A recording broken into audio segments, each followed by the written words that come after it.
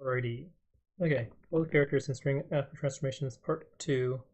Attempted this. I think this was part of the contest. I guess I did the medium part, but not the hard part. I attempted it. I'm not going to look through my answer, but I'll probably hopefully get this done. Good this time. You're given a string S consisting of lowercase English letters, an integer t representing the number of transformations to perform, an array nums of size 26.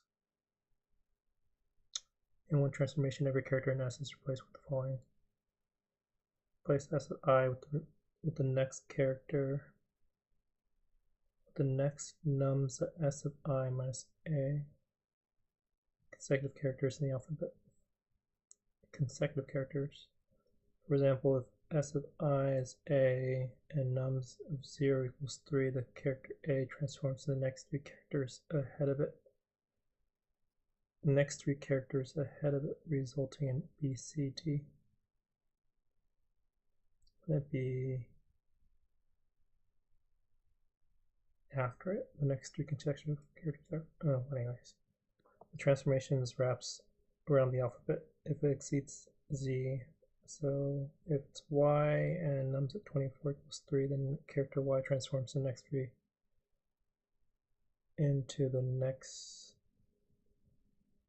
three characters. So it'd be ZAB. Return the length of the string after exactly T transformations. So A becomes B, B becomes C because it's 1. Y becomes Z, Y becomes ZZ, but that's a single transformation. So after the one transformation, it's B, C, D, Z, Z. And then after the second transformation, it becomes C, D, E, A, B, A, B, because Z becomes A. The next two. C, D, A, B, A, B, okay. Here, A becomes B, C, Z becomes A, B, B becomes C, D, K becomes L, M. Okay. Yeah, okay, I think I understand it. Let's say mod is the 10 to the 9 to the 7. Answer is initially 0. Let's say n is the length of the string. Well, the length of the string is, yeah, n is the length of the string.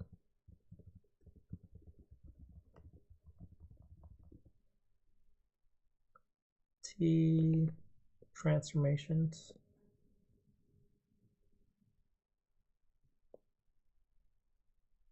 So after one transformation, so let's look at the constraints here, or the parameter values is 10 to the 5th, and t is 10 to the 9th. Well, that's a huge number. So you definitely can't do a for loop that goes through all the letters and look through transformations for each letter.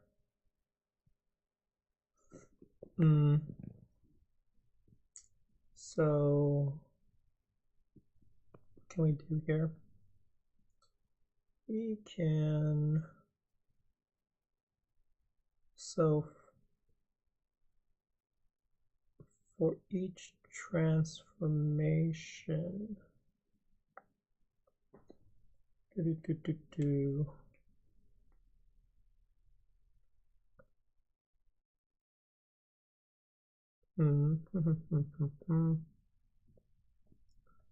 so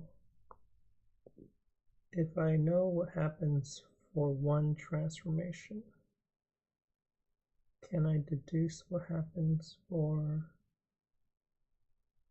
some number of transformations in the future? Deduce the number of transformations from some number in the future. So for instance, if, okay, so it really doesn't matter these, okay, let's take an example where it's all ones. So the nums array is 1, Maybe that's too easy. Let's say it's all twos. Too easy, isn't it? It doesn't really change anything.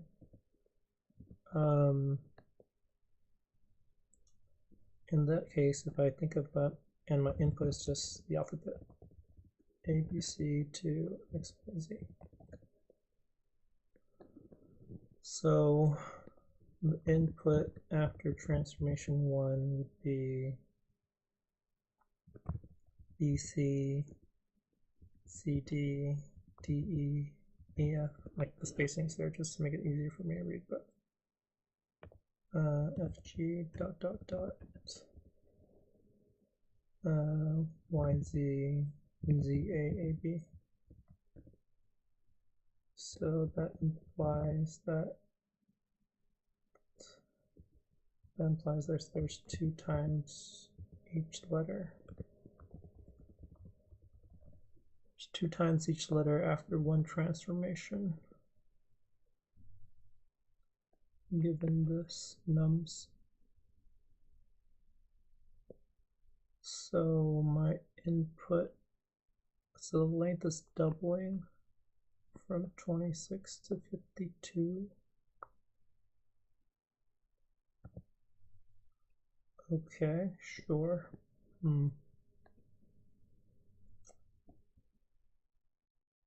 So what is the issue? The issue is at any given point, there's some distribution of letters, some frequency of letters, and if given that frequency,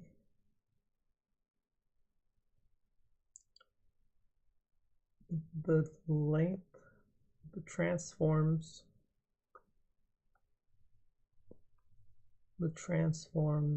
is going to be different. Thinking about this wrong, I think. A goes to B.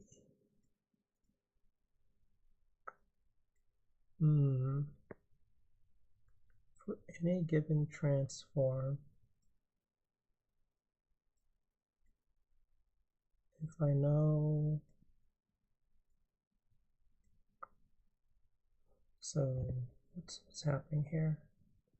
Can I do a certain matrix? So I think I can do a matrix where it's like if there's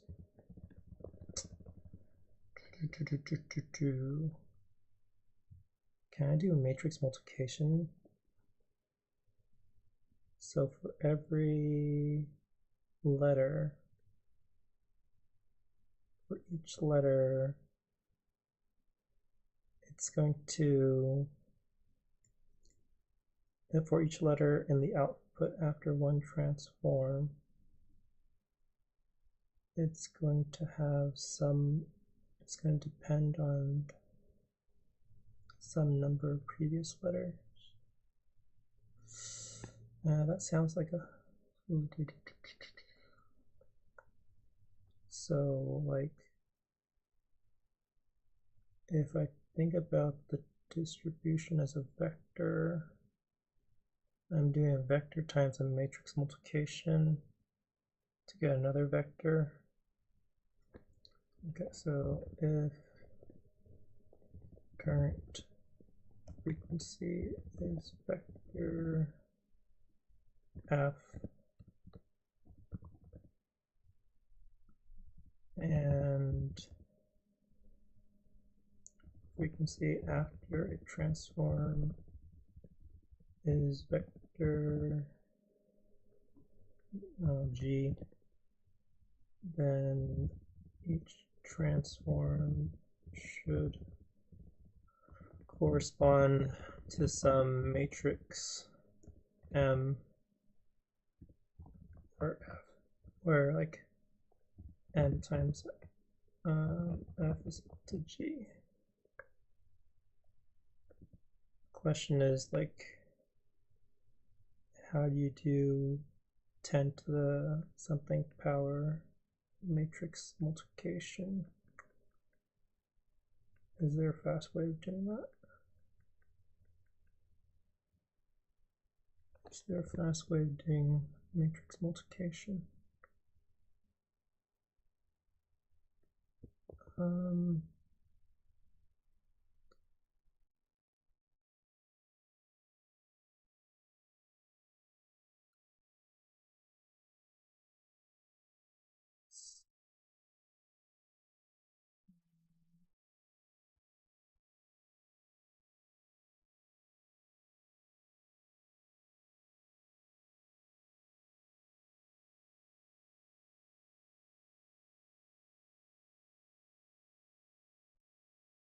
Say to take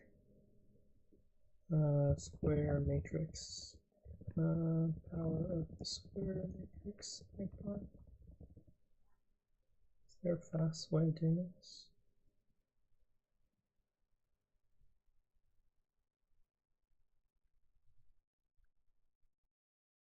Matrix power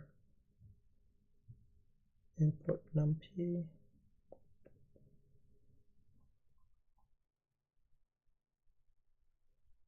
How fast is matrix power?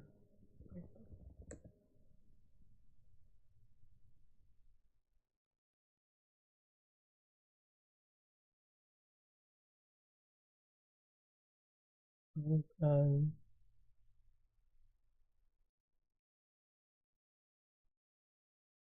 matrix exponentiation, when calculated, can be very fast. The time complexity of multiplication is exponentiation by squaring algorithm is O log n, where n is the exponent. This is much faster than naive exponentiation. Can I use numpy? Squaring exponentiation by squaring.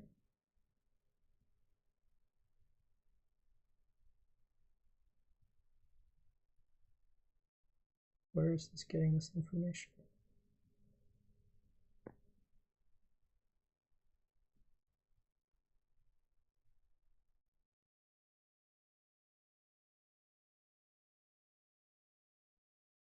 So what's going on here?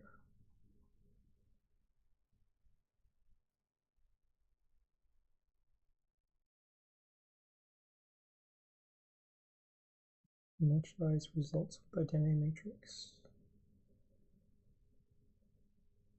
It's a pretty small identity matrix. It's 3 by 3.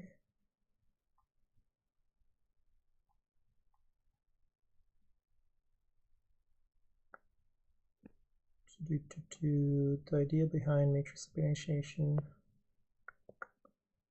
yada yada yada. Find the nth number of Fibonacci sequence. Huh, interesting.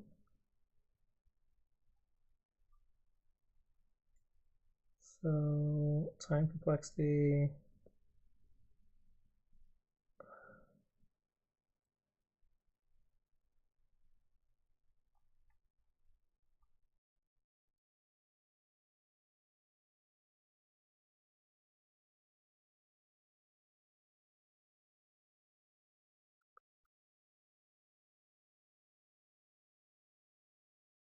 Disadvantage of more complex than other iterative first method, harder to debug.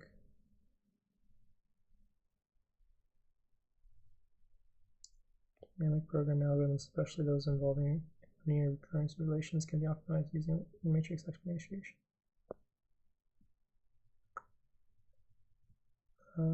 This exponentiation on a 3 by 3. Find the nth Fibonacci sequence.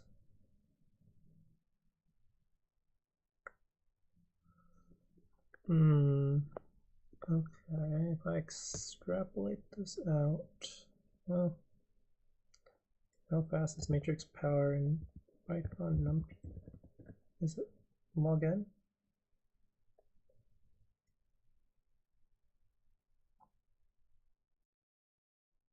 Numpy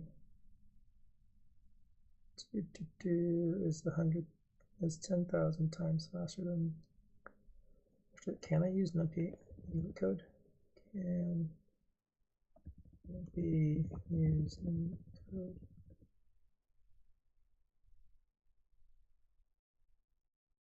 Okay, I can.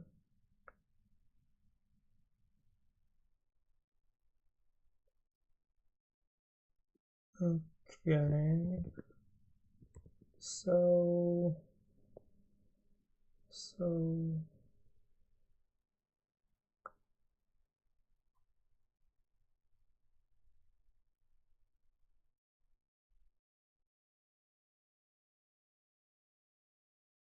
what is, so let's say that there was, okay, so I have a transform matrix. I take the transform matrix to the power of the number transforms. Okay, so let me go ahead and just do matrix power numpy. Raise a square matrix to the power of n. So you have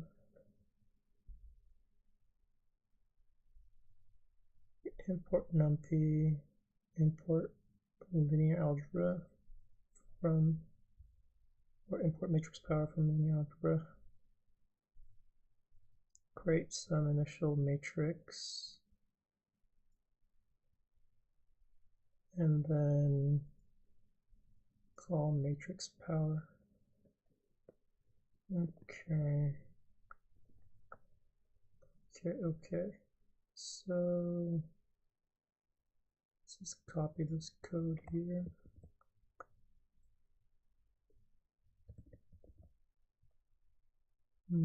Okay.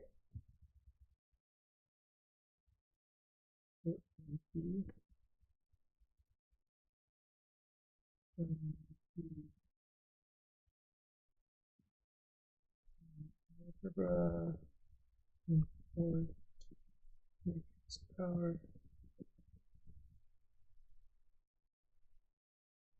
Okay.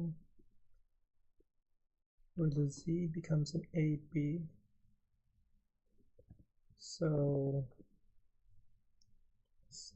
what is the input array? So for each letter in the vector of the frequency vector, that letter is going to multiply, so it's row times column. So I need to picture the vector as a horizontal. So if let's say I have 1A, 2B's, and 3C's, then that 1A is going to do what? That 1A is going to multiply a column where it's going to multiply a column where the rows in the column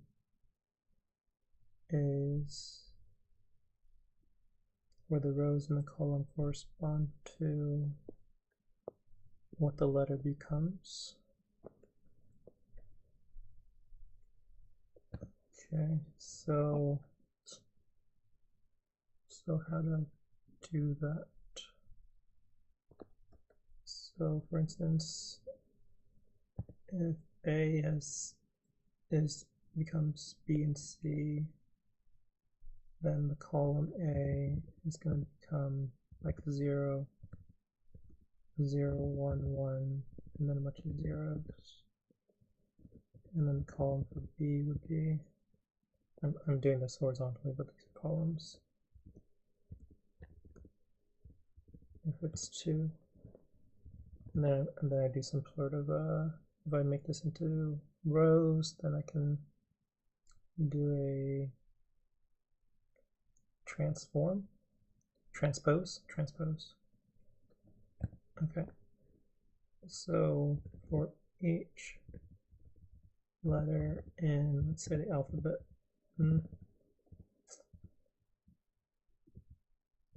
no, so for each index in range 26, which is how long nums should be. Nums is 26, yeah. Yep. So I'm gonna say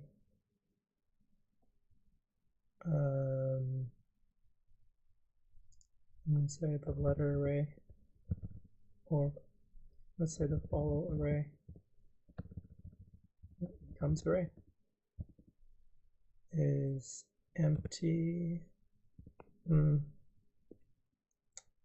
is 0 times 26, and then let's say the value of what it becomes is nums at this index, and then for each, there's probably a better way of doing like a list comprehension of writing this, but for k in range of value becomes at index plus 1 plus k mod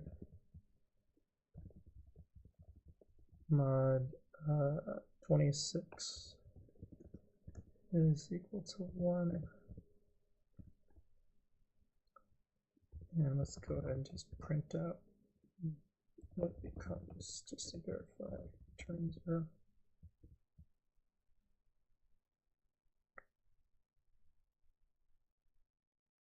Okay, so this is the nums. So a single A becomes a single B, a single B becomes a single C, and then the very last one, the Z should become 1, 1, a bunch of zeros. 1, 1, a bunch of zeros. And then I need to make this into a matrix. NumPy array. So let's go ahead and just make a matrix here. So these are currently horizontal. Go to the matrix. And then I need to transpose. How do I do transpose? Transpose matrix NumPy.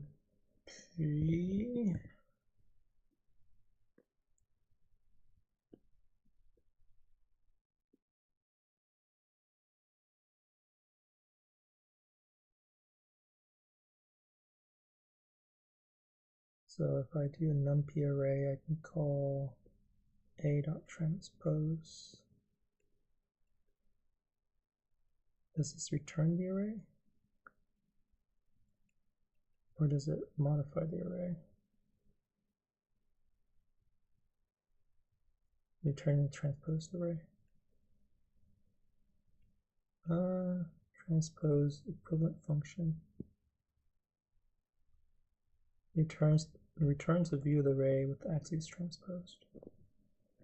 Returns a view of the array with axes transposed. What if I want to modify it to transpose?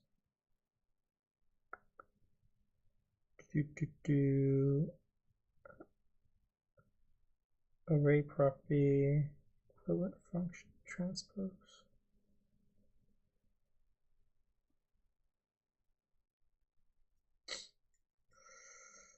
I mean, I guess I could just write the actual transpose method. It shouldn't be that hard.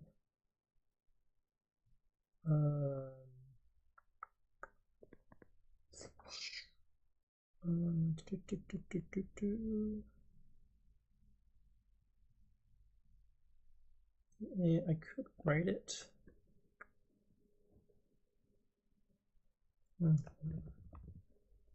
Matrix trans, probably faster to use the NumPy implementation of it.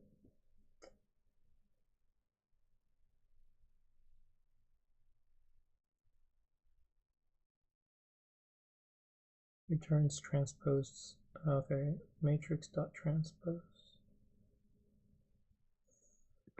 Let's see. So np matrix, passing in this, and then calling that dot transpose. np matrix pass. Okay, so I need to do np matrix. Let's see. Let's say m equals np dot matrix with passing in the 2D matrix, and then say t equals that m dot transpose. Let's print out t.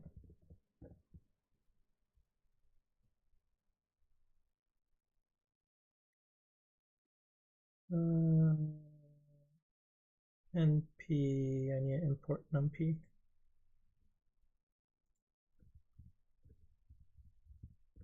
Or just say numpy.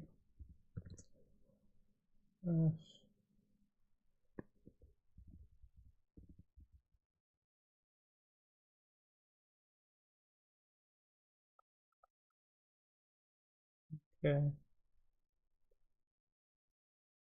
So this looks right. So a single z is going to have this column, the last column, which is 1 and 0. Okay.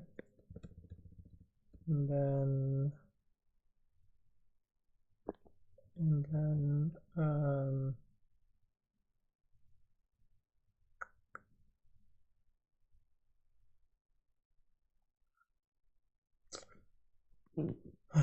then what? I need to actually do. I need to convert this into. No, I guess this is our current AP right now. So I need to take my transpose matrix, which I can also think of as my transform matrix, and raise it to the power. So let's say matrix P is equal to matrix power of my transpose matrix to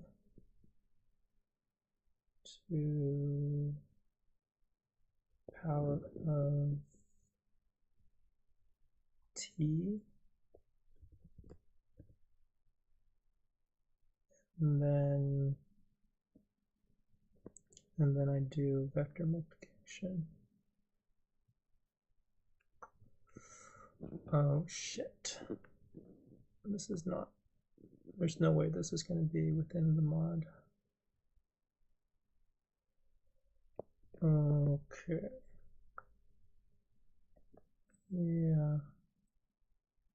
There's no way this becomes the mod. This is going to be, the number's going to be too big. Wonder.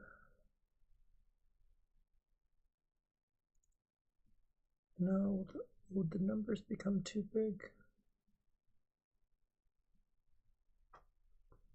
Would the numbers become too big? Yeah, almost certainly.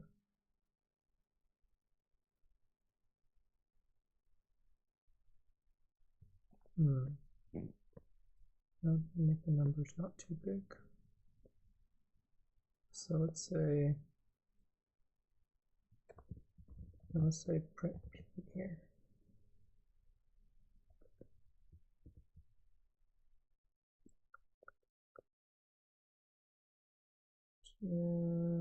Okay.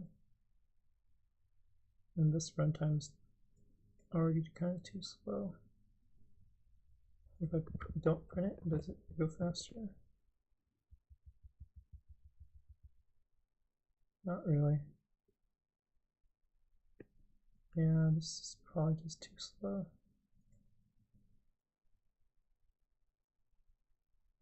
I'm not sure how many test cases there are.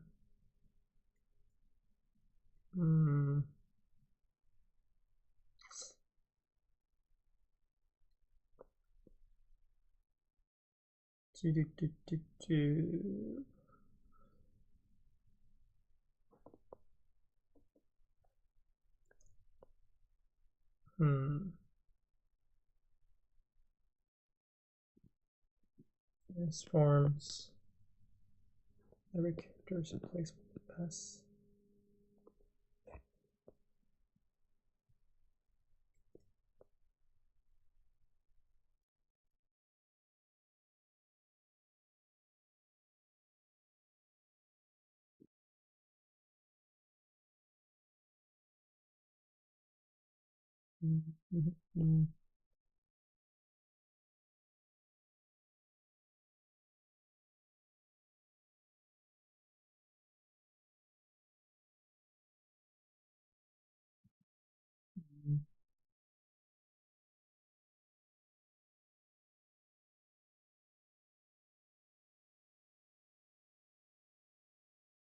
So for each letter,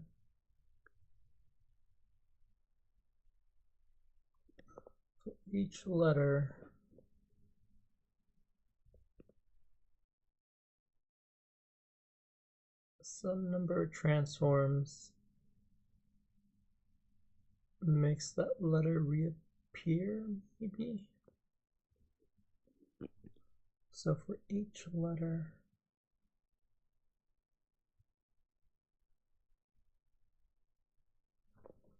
so it's 10 to the 9th.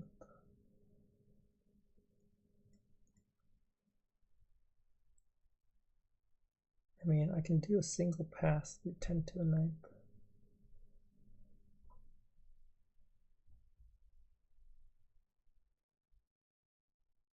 So what did I do yesterday? I said transforms.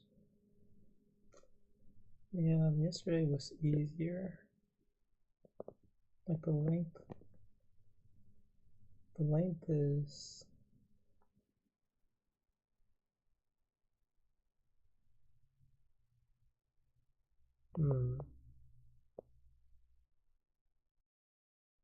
so like this, of a certain letter.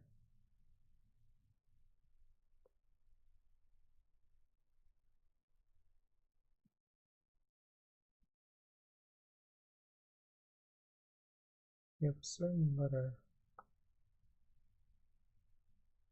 That letter affects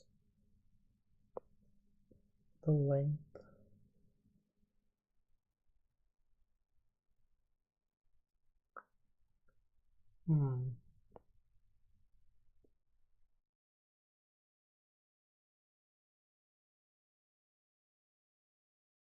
So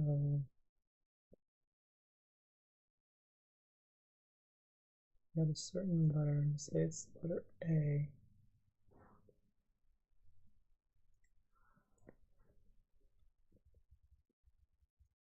So my input was like just letter A, and my nums was like that. Then after one transform, it's going to be BC. and then after two transforms, it's going to be C, D, D, E, and it's going to be D, E, E, F,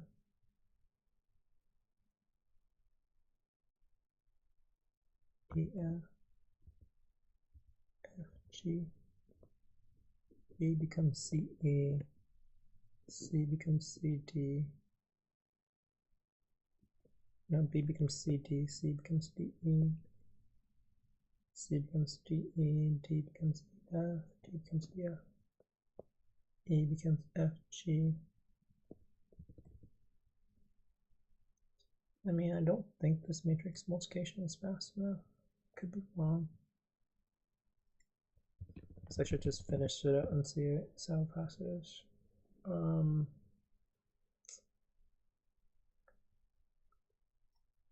So let's say I had a higher. No, the issue is the mod stuff, right? It's going to be too big. So let's say T was big. Is that even going to be possible to distribute?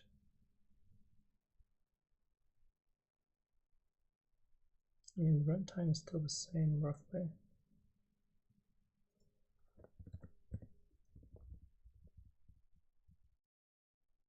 And the power matrix.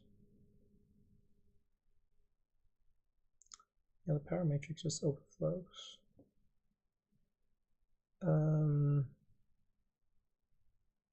So how to not make it overflow? I wonder if you can do matrix power with mod. Matrix power mod numpy.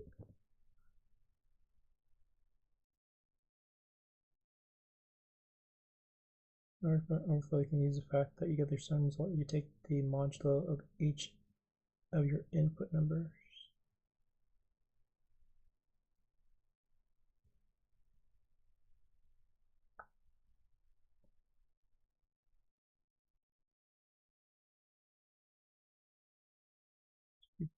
In order to overflow, you use the fact. M to the power of k mod p is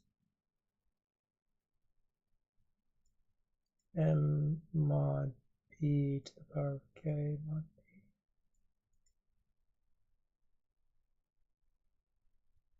p. Well, there's no matrix. It's already pretty small, so there's no m mod p. It's just gonna be m, I think.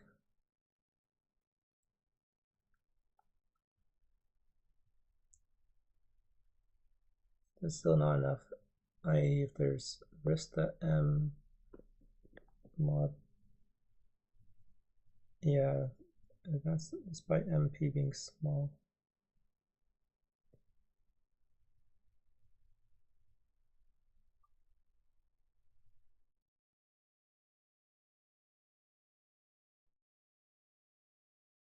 M to the k mod p is the matrix mod p to the power of k. You can break up the exponentiation into multiple exponentiations. The fundamental idea is above yield. Okay. So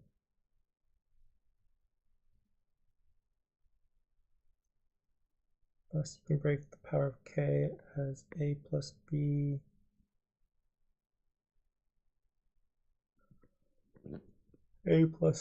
plus some other numbers. Well, you form explanation with smaller form numbers, which greatly lowers the risk of energy overflow.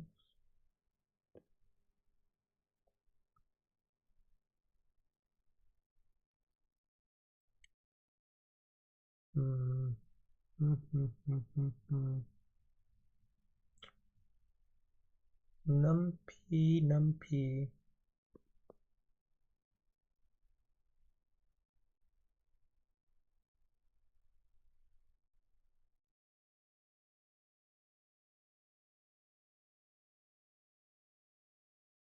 Alternatively, promote the storage type of the matrix objects. Promote the storage type of the matrix object so that it can use long integers.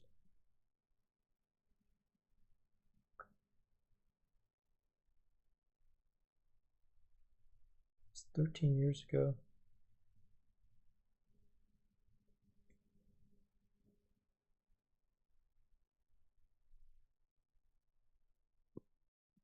Modular exponentiation function.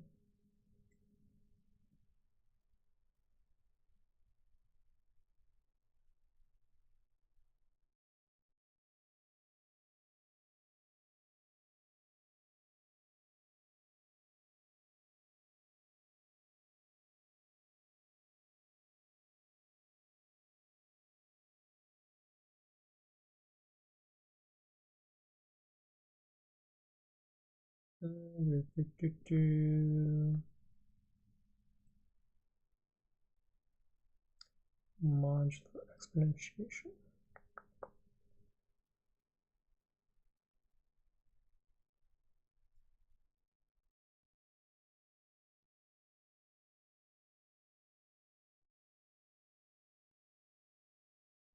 Power. Yeah.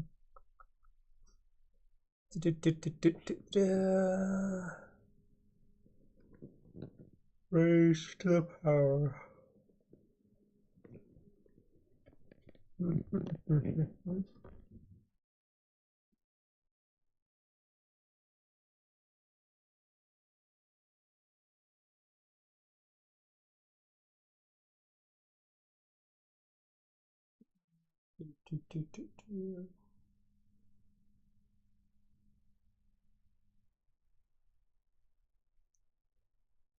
I think maybe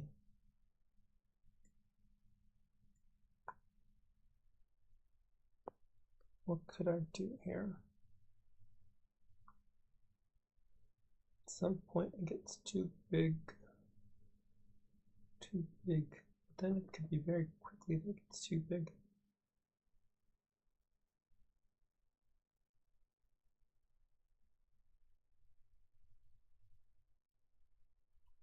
Huh. I wonder if I actually just do print p mod mod. Does that work?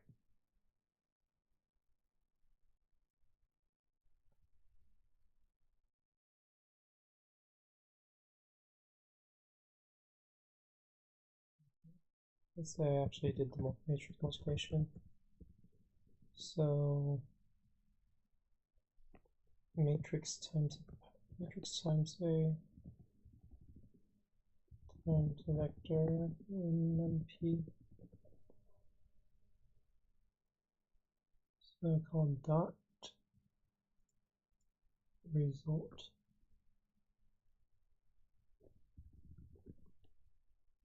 Matrix under matrix.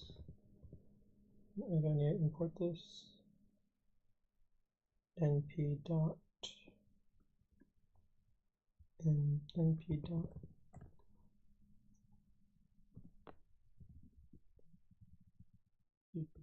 let's go ahead and make this more readable. np dot result is going to be np dot the p and the vector any count vector, counts is counter for s, and I just need to convert it for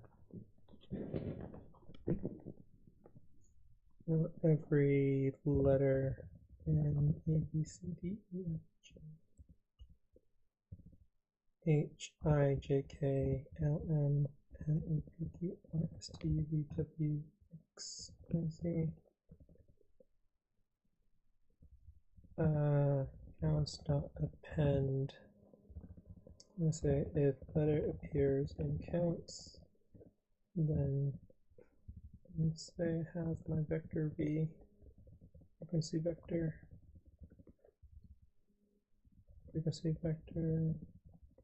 append the counts of this letter, otherwise frequency vector append 0, and dot product of that times the frequency vector, and then return the sum of the results mod mod.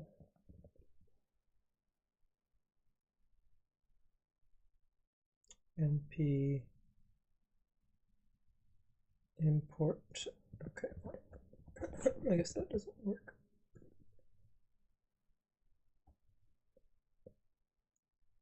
What am I doing here? Is not a valid return type.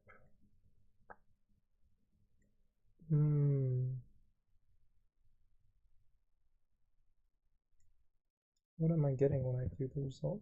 What?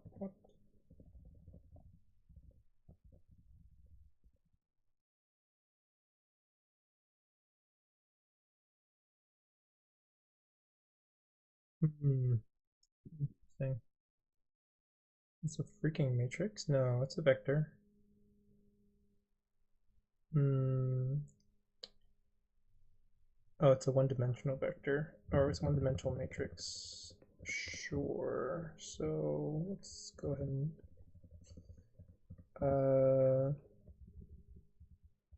let's say result is the first value of this.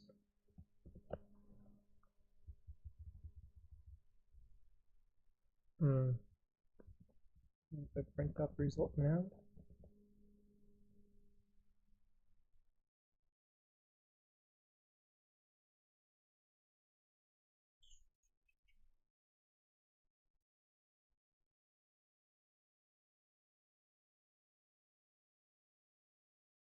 Is result still a 2D array? What's going on here? If I do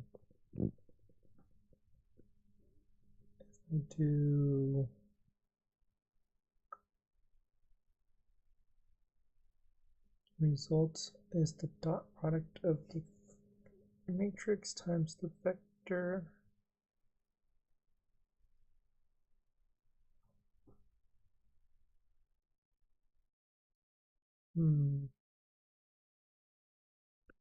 Okay, let's go ahead and try this. Print results, result not 0 or index 0.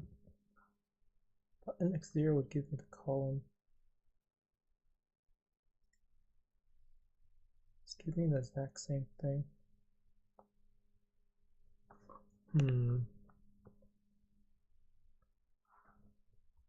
Index 0, index 0, does that, what does it do?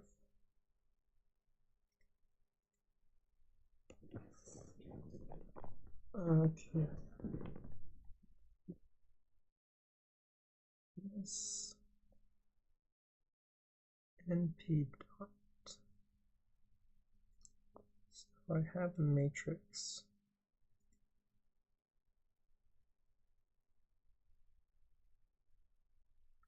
It's crucial to ensure that the number of columns matches the number of rows. So using the dot.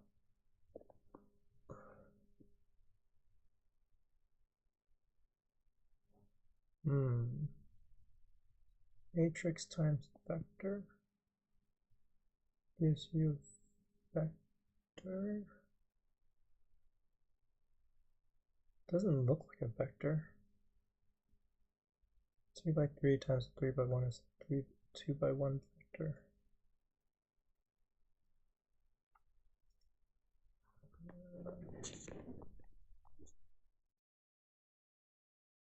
So this is a something by 1 vector. Oh, well, no. This is a matrix. Then 0, 0 should be the first value.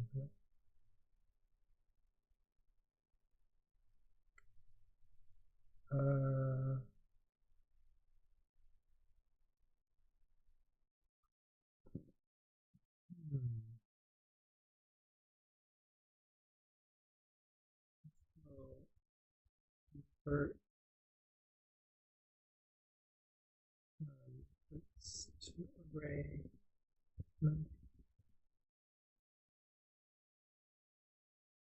numpy's matrix is a specialized 2D array where nd array is more generalized as array function. Use the numpy as array function or use the a attribute. .a attribute.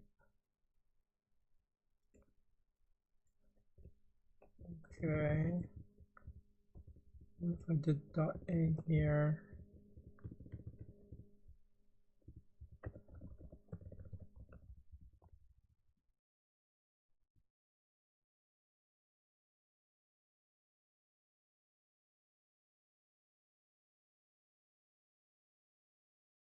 Okay, that looks right. So this is like the matrix version. This is the vector of the first row or column. Right? So if I did the sum of the result mod, I think this should still work. Or in theory, it's what I'm wanting. Oh shit, the result is bracket 0.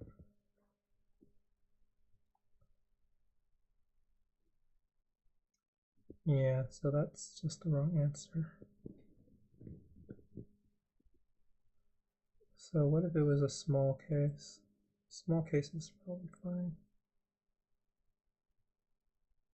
Runtime is still pretty long.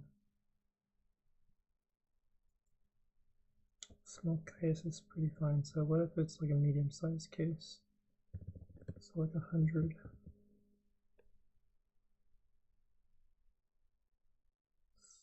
So that's fine. So at some point it probably goes out. This mod thing is wrong. Yeah, probably does the mod things wrong. So what is that point? Like 1,000?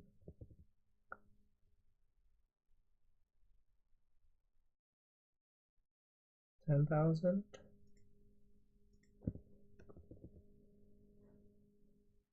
Between now and a million. Okay, 10,000. Let's go ahead and just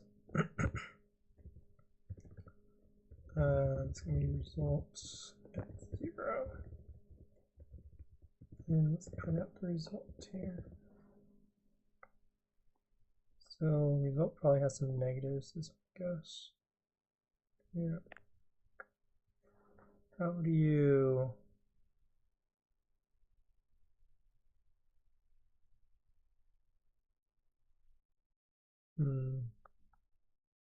how do you do fast exponentiation in modulo? Still could be too slow though.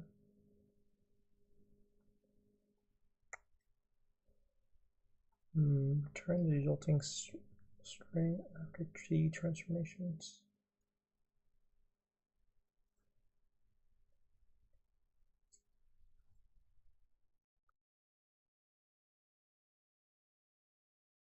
And what if I did matrix power?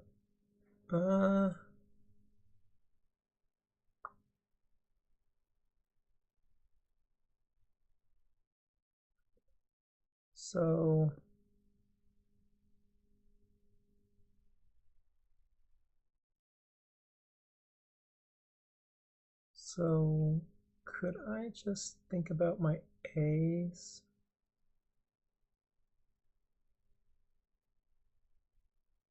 So if there is any, can I think about just my A? So what if my string was B was A, right? I guess A becomes all this junk. At some other point T of some other number, it has an A in it.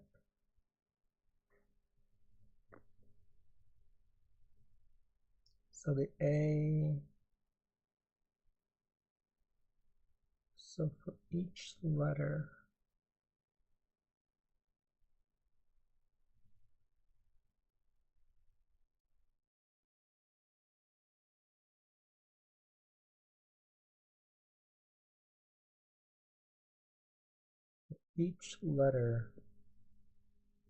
what if I just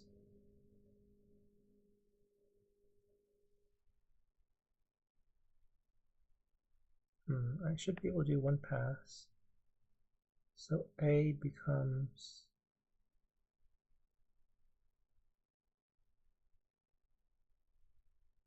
so can I do T times 26?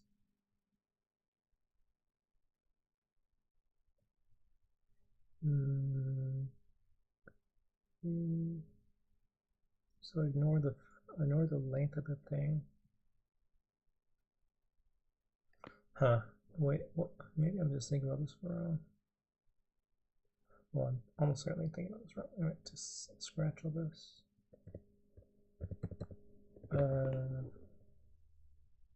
So if I think about the letters, so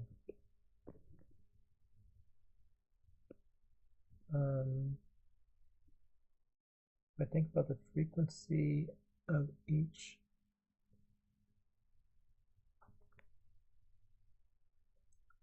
so if I think about a single A leading to some number of A's in the future,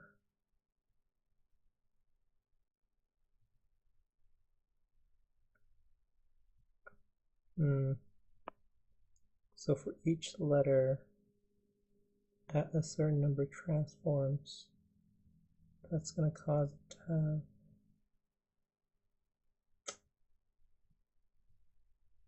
so for each letter,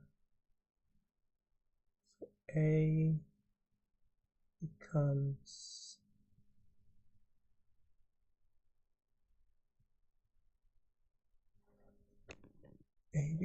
what? A becomes what?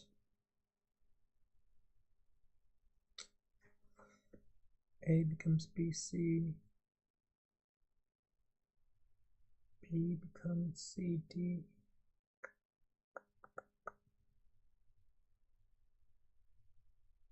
So can I go through all? I can't go 10 to the 5th, but I can do 26. 26 times the number of transforms as my matrix. So if I have the transforms as the columns, it's 1, 0, 0. So what do I do?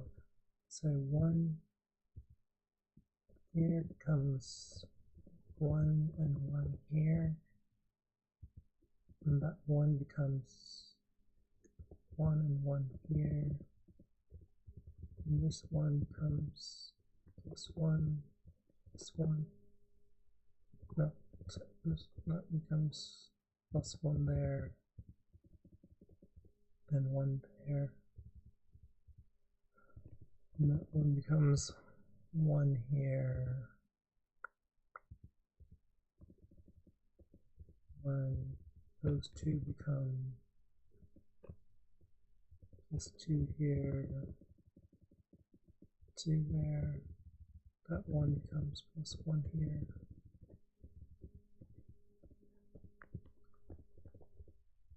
And then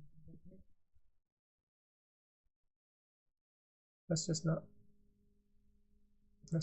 fast enough, because you'd be going through each letter and seeing how many ones in the next one you could do.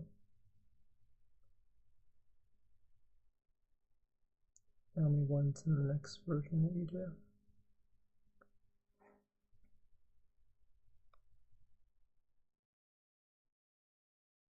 Then it comes down to the matrix deal. So single A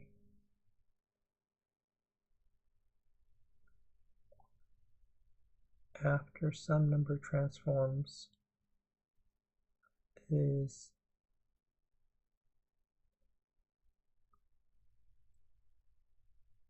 what? Is there repetition there? A single A becomes another A plus some other stuff between it and when it repeats.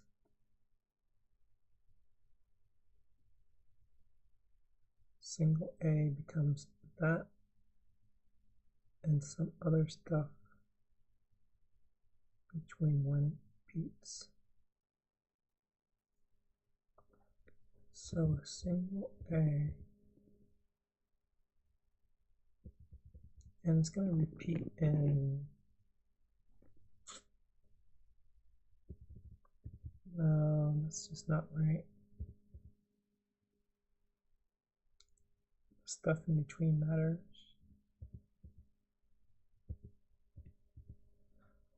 Stuff in between matters. So if I go through all my letters,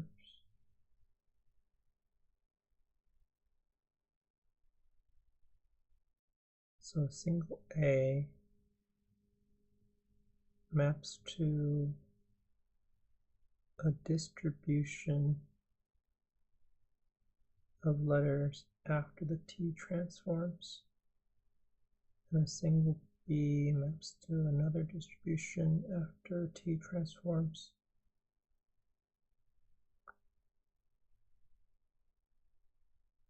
Can I do that? Can I calculate that? Single A maps to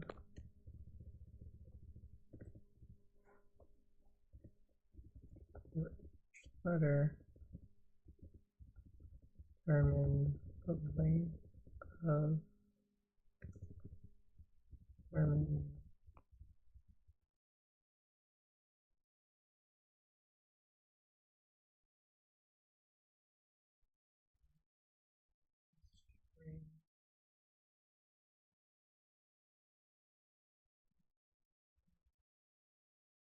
transforms.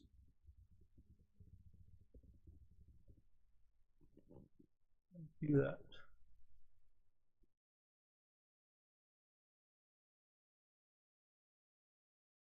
Letter determine length of string.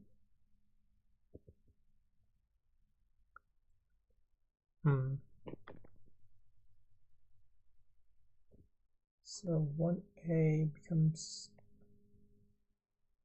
a BC.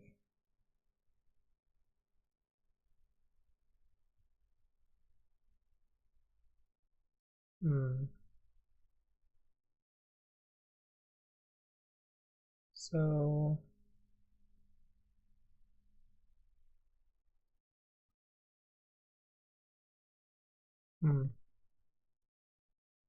one A becomes C.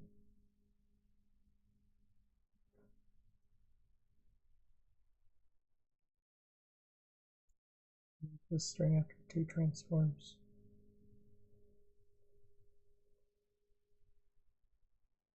Can I just keep track of that?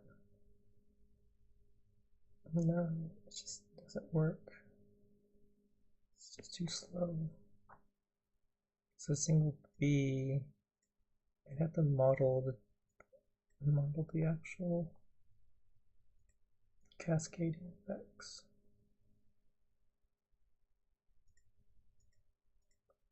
And I don't want to model that for every letter. I don't think it'd be 26 times 26 times a million times another 26 maybe. So for each letter, determine the following.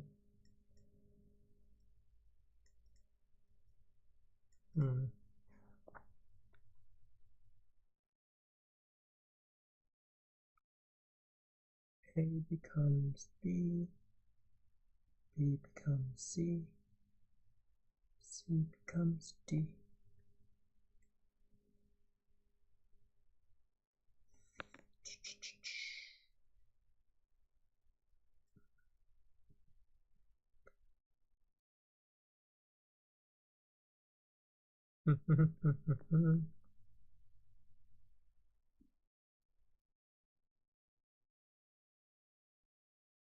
A becomes BC.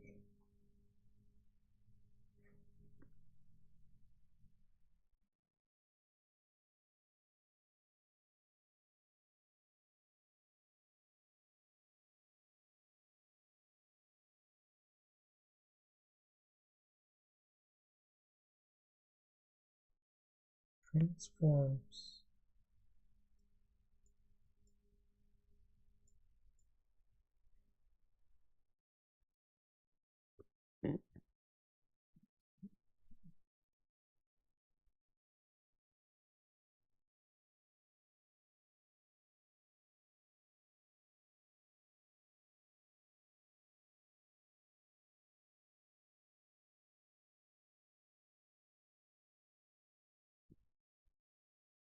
So it takes A. In theory, I had something where I don't know, nums at each number. Say nums at first one is 1, second one is like 25, everything after that is 1s. Then where I have an input of A, and then after one transform it's to B. After 2 transforms it's C is 25 numbers or letters after B, so it's actually C all the way, C, D, E, all the way up to A. And then this would be like E, F, G, C, D, E, F, all the way back to B. And that B becomes, so there's no C there. So this becomes F, G, H. There's going to be another A that becomes a B.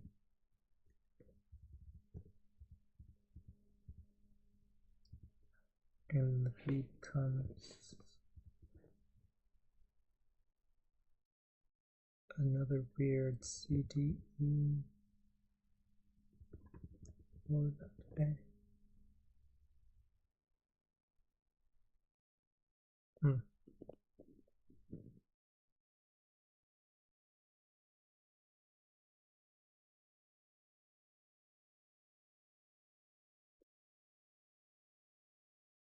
Each letter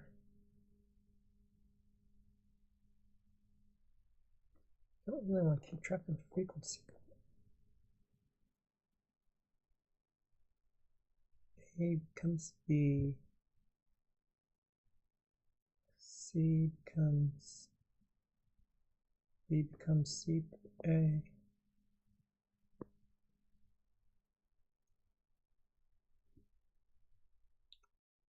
I think you want to keep track of the frequency.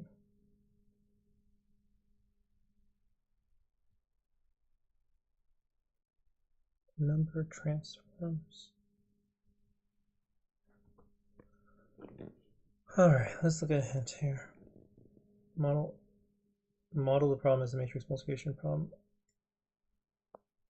Use exponentiation to quickly multiply. Fuck me.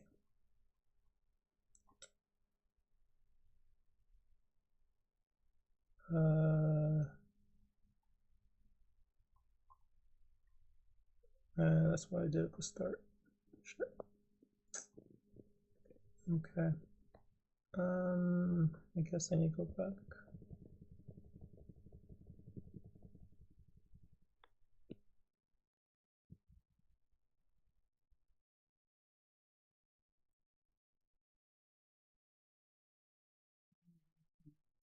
Multiplication. Okay. So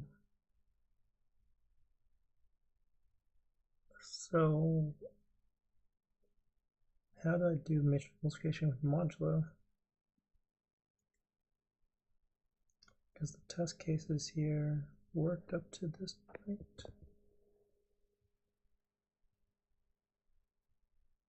And then I stopped being.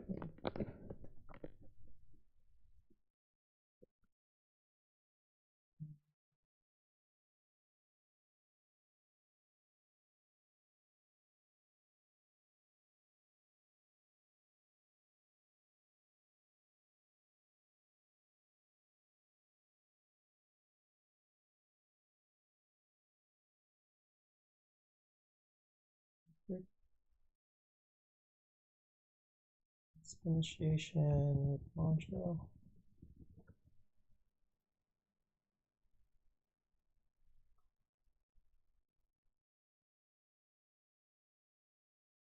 Modular exponentiation.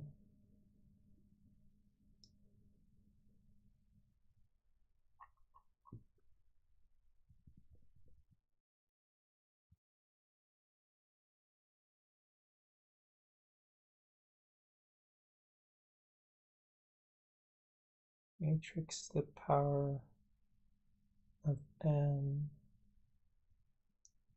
to modulo. Matrix exponentiation calculates a to the n for square matrix.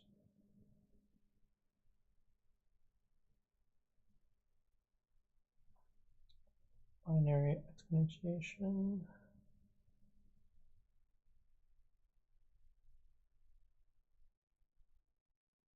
Matrix and multiply a and mod.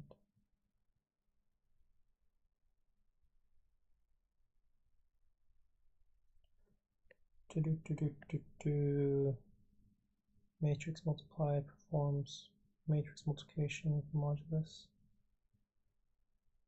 And matrix power function calculates the matrix power raised to the power of n, also with the modulus.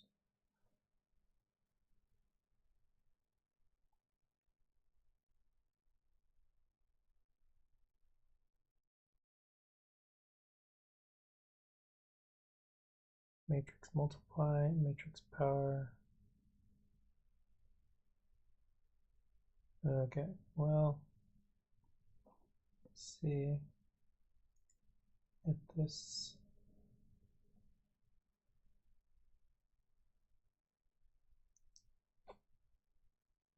Yeah.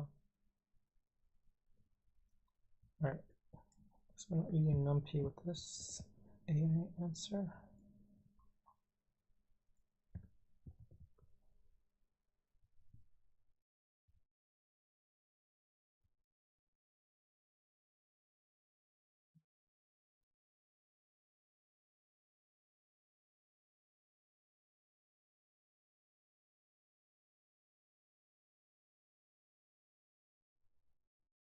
Matrix multiply.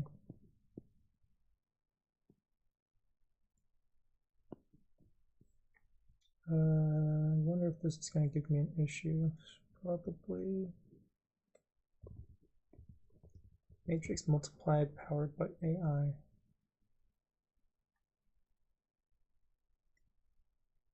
So if I did matrix power AI, this is not a. I guess I probably need to use a regular array A. So T.A. Number transforms, and the mod is going to be a constant mod. And then I have my P.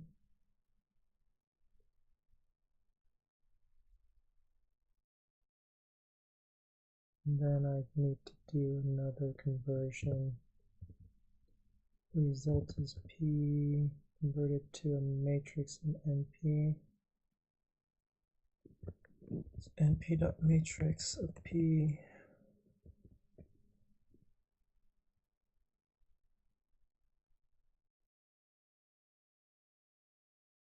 Matrix power AI is not defined.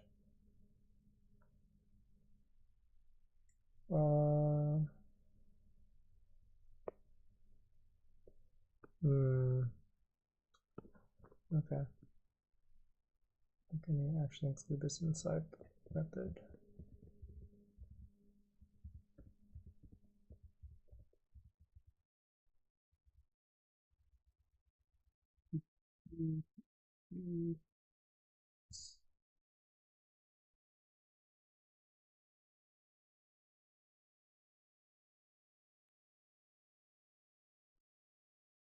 Arguments were given, but the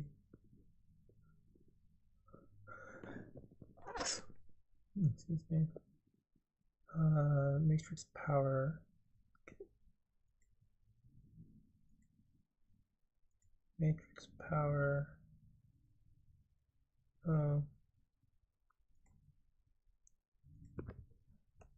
This is AI version.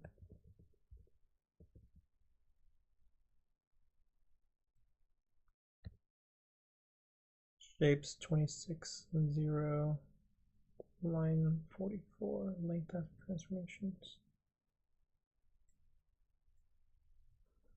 Frequency vector, it's line 44.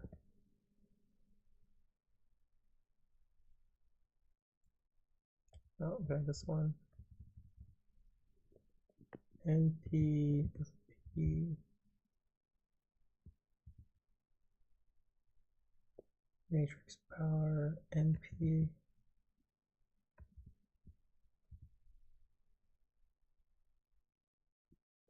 np.matrix numpy matrix of this thing, which I think should be a matrix.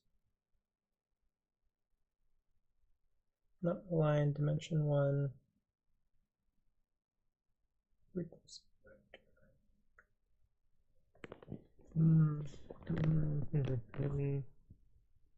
Alright, I think maybe I just manually get to the dot product. So let's say the results is equal to, for every index, and for every value in frequency, index and range. No, I want to do a matrix multiplication myself.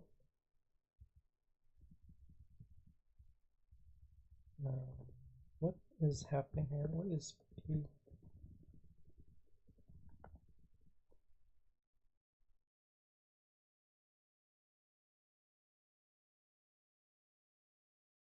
P is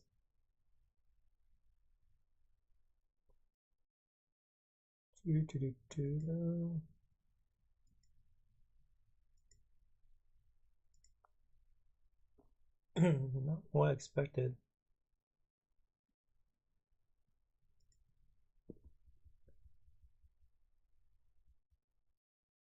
Integer 64, just a 3. Oh, matrix multiply. A, B, and a mod. C is 0, 0. For I in range 2, J in range 2. C of, oh shucks, this is just not it. It's only for 2D matrix.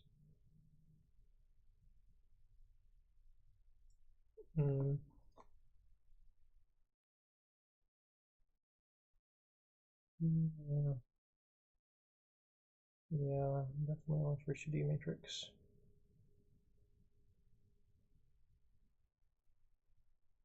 Um, do, do, do, do.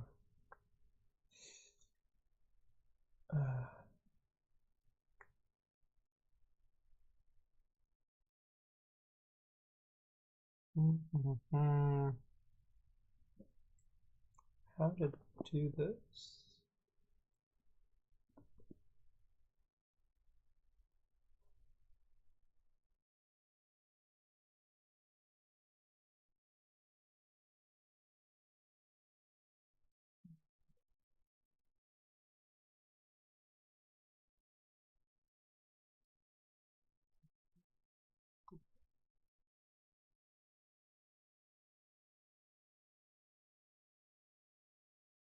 It's backing up.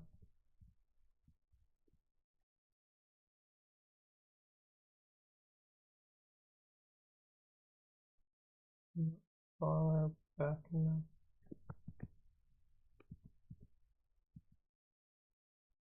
No, I'm going reverse now.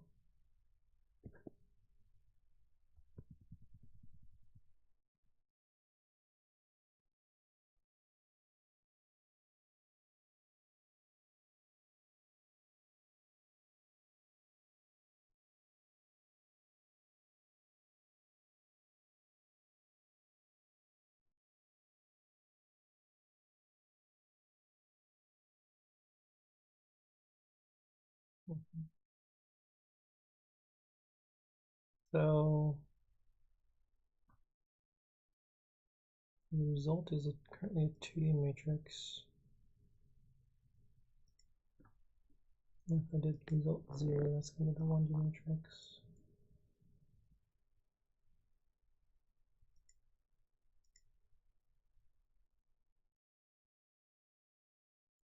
And 2P is this thing. What if I did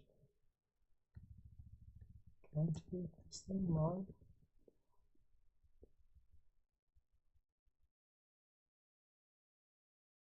Still incorrect.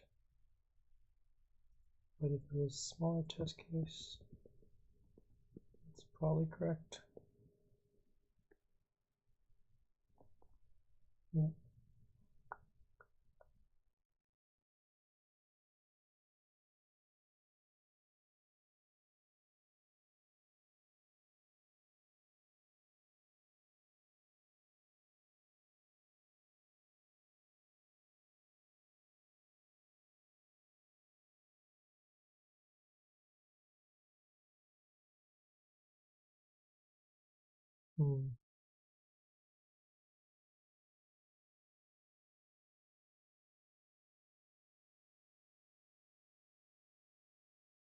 So have my transforms, have my initial vector,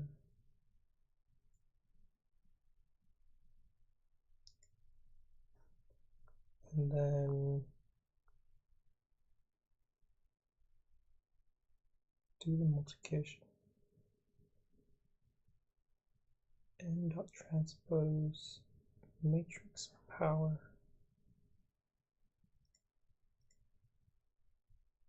linear algebra in NumPy.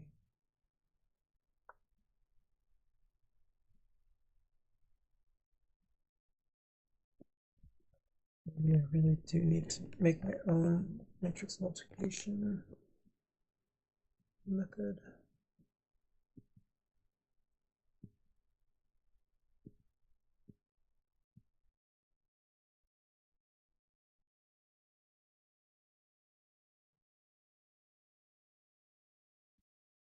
Really reluctant to try to do that.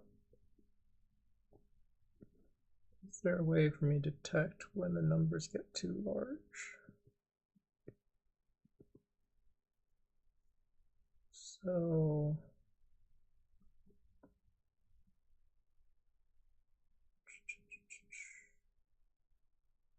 matrix power.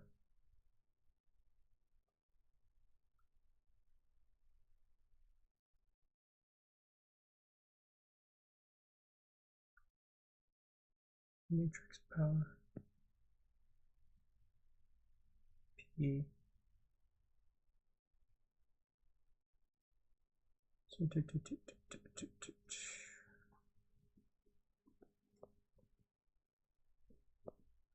So matrix power a to the power of n, the modulo, and we do a to the power of n a to the power of n divided by 2 with the other modulo.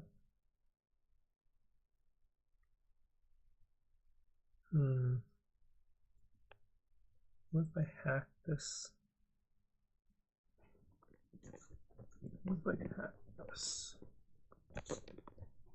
version of the matrix power? So what if I did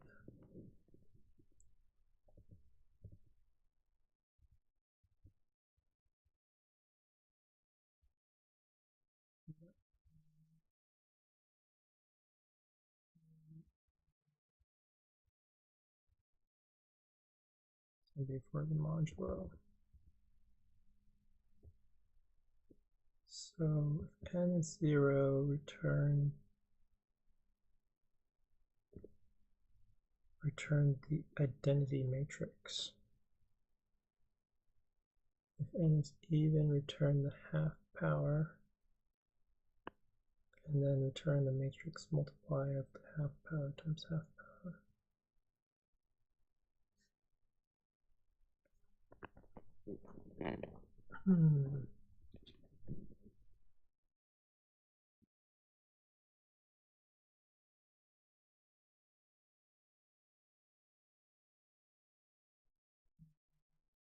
Let me do this code.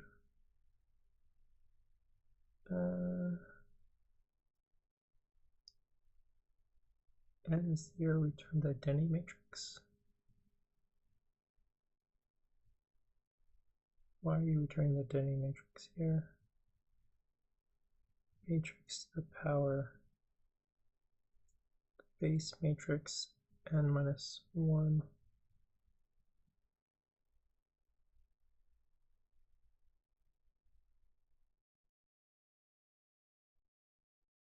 Matrix power of the base matrix to n minus 1, comma m.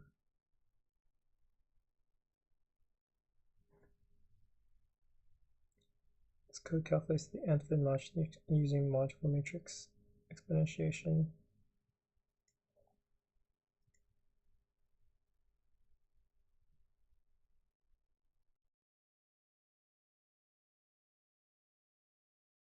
A to the 13th, compute 13 binary, form a to the 1st, times a to the 4th times a to the 8th, avoiding 12 separate multiplications.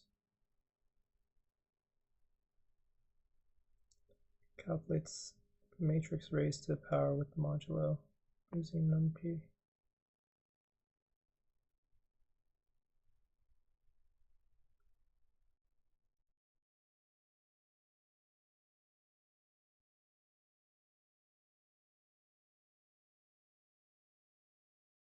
Power equals 0, result modulus.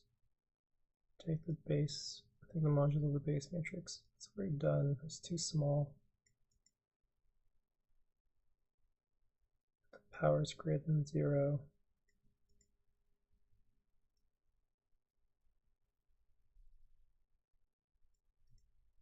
Power result at base. Use code with caution. Function takes the matrix power modulus as inputs. Initializes the result matrix with the identity matrix. The base matrix is taken modulo before starting the exponentiation loop. It's fine, not necessary.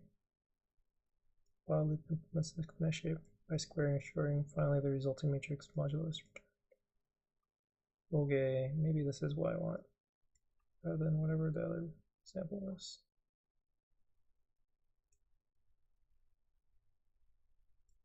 Okay.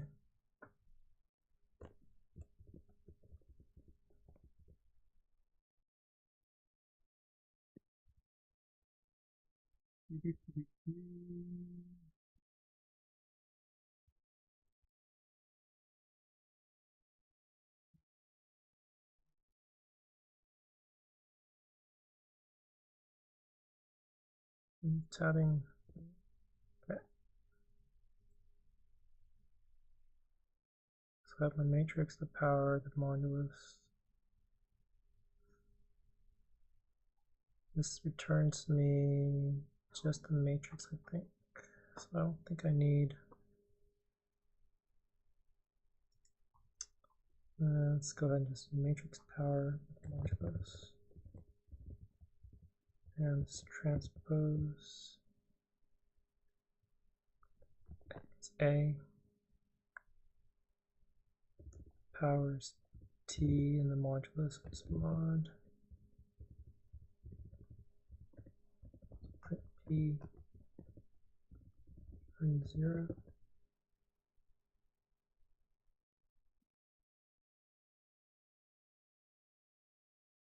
If statement. Oops, not tabbed correctly.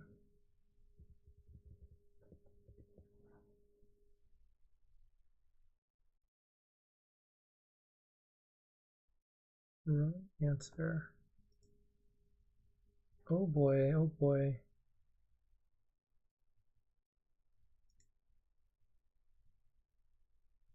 Not even the correct answer now.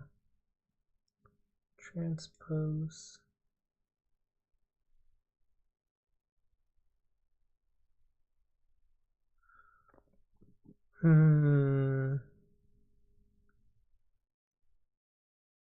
Power 0.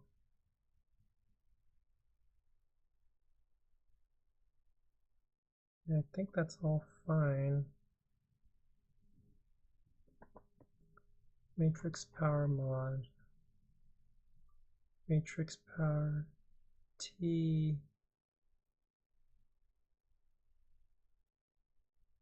Oh, I'm not even returning anything. So P is this 2D array. Okay, so I think I need to return P of 0. No, so the sum of P of 0. The sum of P 0.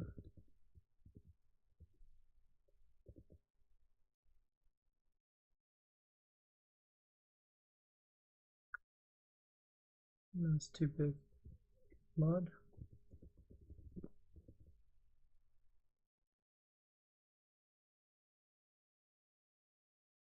No, it's just not working.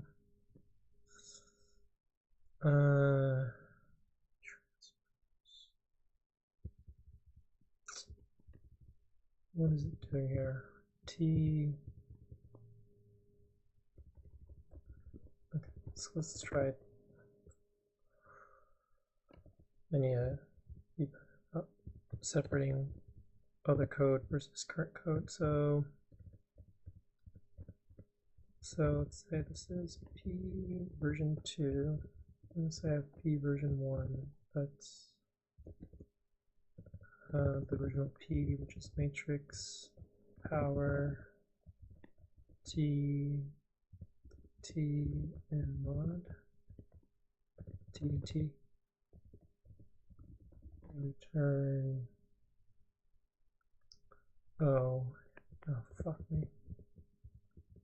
I think I just forgot to do the multiplication of the vector and this other version of P. So this is the dot product of this version of P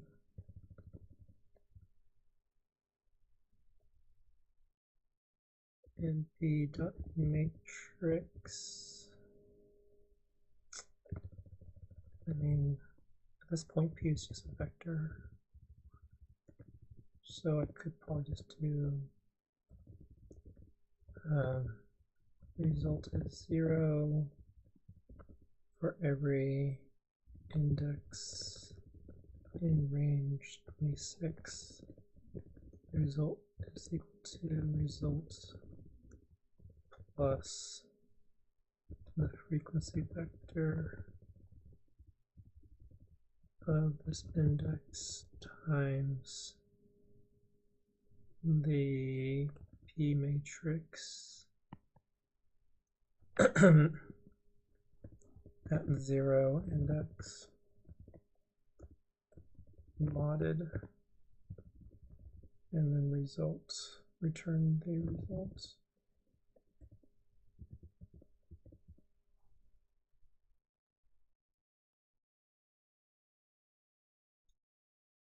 Count is not defined. Whoops, I probably deleted it. Counts is equal to the counter of my string s.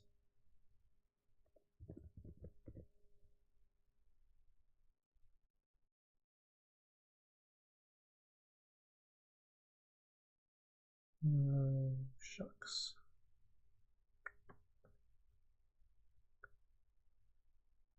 I have my transpose matrix.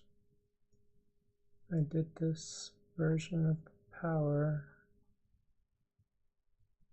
for some number of transforms. So the output was 1.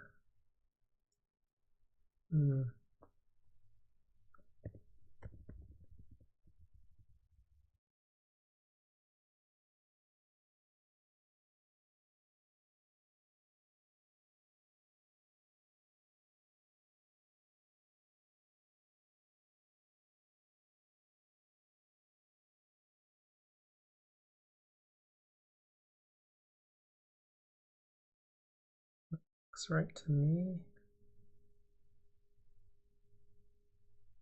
So a single z becomes these two.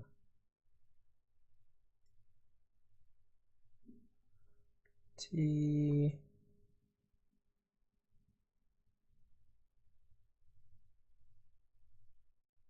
yeah, that looks fine. Is it my dot product that's the issue here?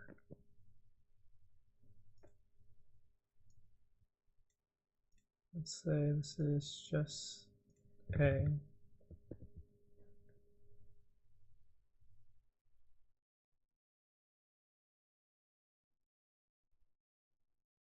So my output's 0. My frequency vector at index 0 is the number of A's times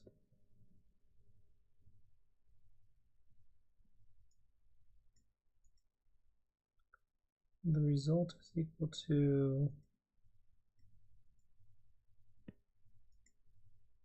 1 times however many you get.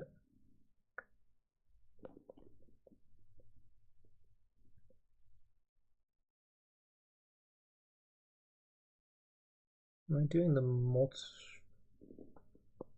Actually, yeah, I'm probably doing matrix dot product incorrectly. Yeah, this is just not correct. This is dot product between like two vectors. Fuck.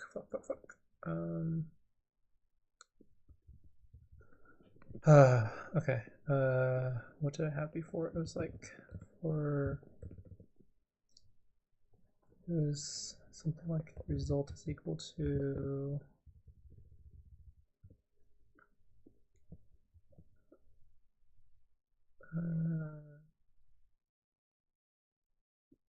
matrix at the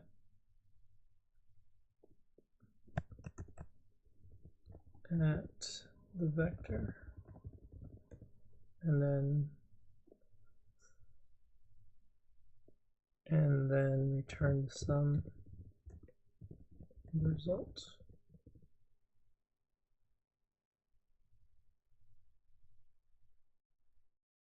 No, sir. Okay, what did I have before? It was like result is np dot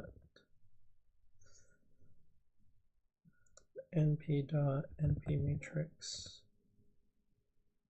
np matrix of p and the frequency vector, and maybe make this the zero element of it.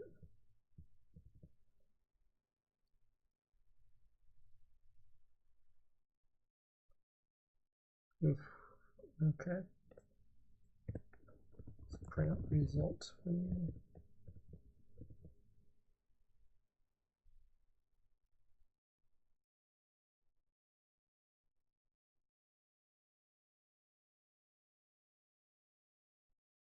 Oh gosh, dang it. This is currently returning 0 all the time.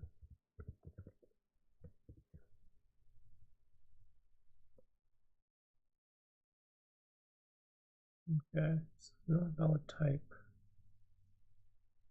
Not valid type for return type.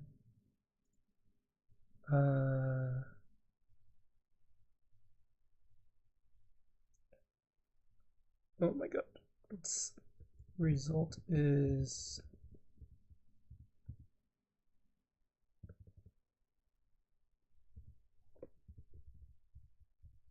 let's say return 0.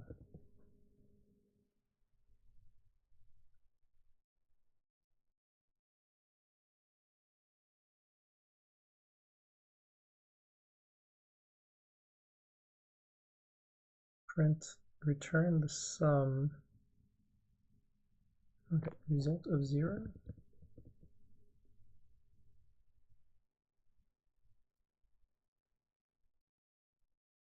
Result of 0 is still, I had the same issue like an hour ago. Can't remember what the hell I did. So it's currently 2D matrix. Okay, yeah, I make this into a 1D matrix. So it's like A, or it needs to make it into a regular matrix rather than an MP matrix. All right, and return sum result.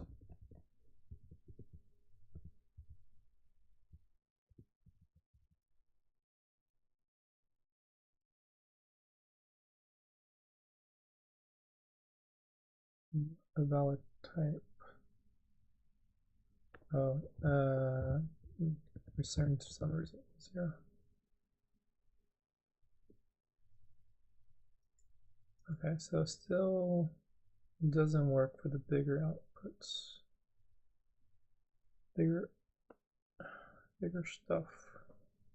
Although it previously worked at 1,000, but now it doesn't even work at 1,000. Okay. So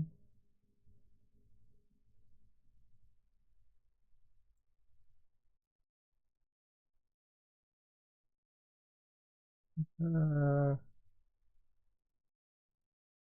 this thing is just doing it based on fast exponentiation.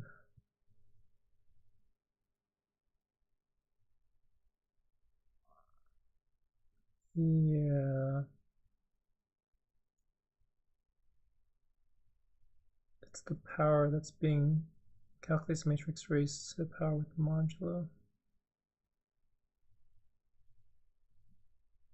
The modulus is applied to all calculations.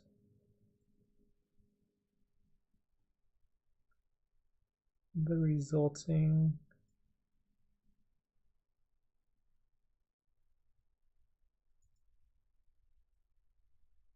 power by 2.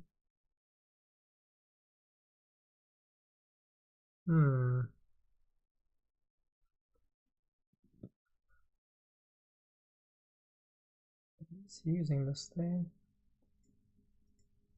So previously worked on like 10 and 1,000, but this way I don't think it even works that high. So it works up to 100. 1,000 with where it breaks.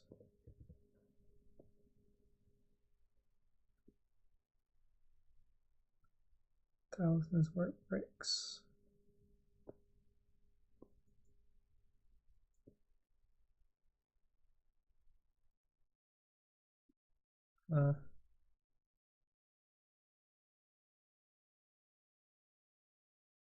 Power mod 2. So if it's an odd power, then result is result times the base with the modulo. Is the modulo on the power?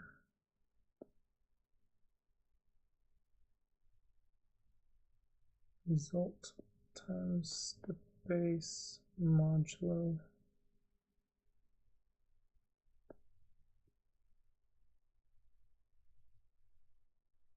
Otherwise, it's base squared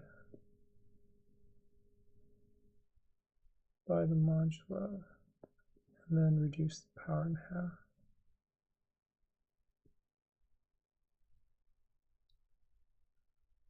Reduce the power in half.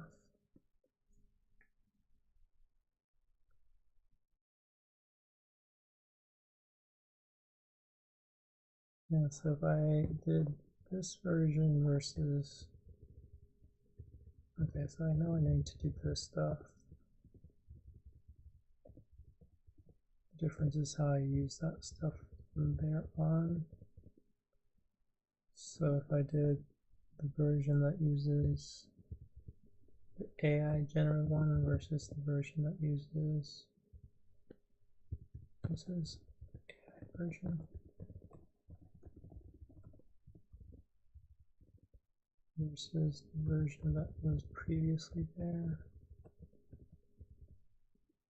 I have E is equal to matrix power of the transpose matrix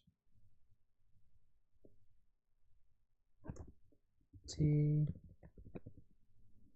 and then I did dot product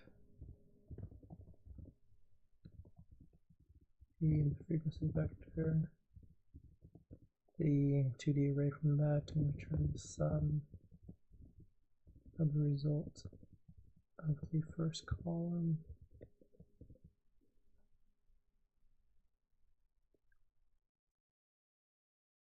That still didn't work. I guess it was still breaking at 1,000.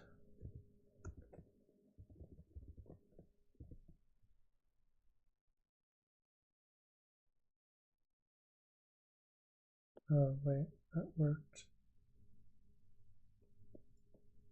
Maybe I need to actually have taken this to the mod at the very end.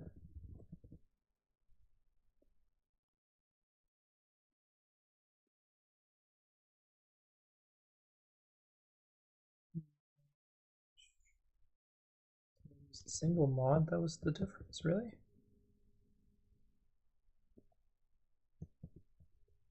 Okay. No, I shouldn't have submitted that. It's not gonna work.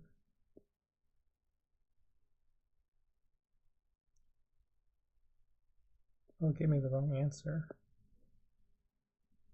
Oh, wait. So 3,000 transformations.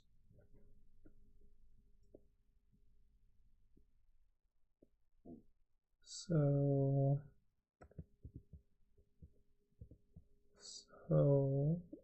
what number of transformations is it from? So this is AI version.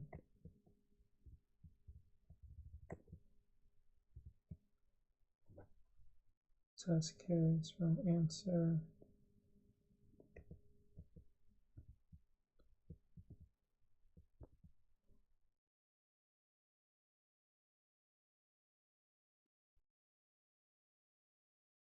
Okay. Yeah, test case. Say it's like 2000.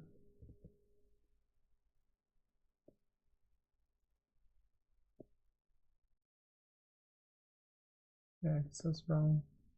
Smaller than that.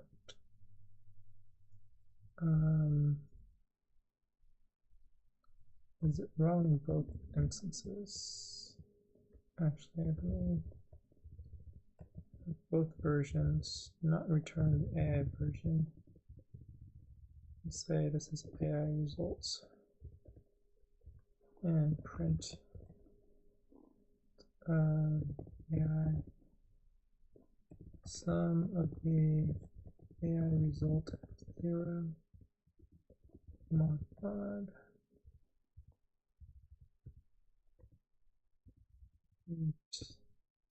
original sum of the results of 0 mod mod.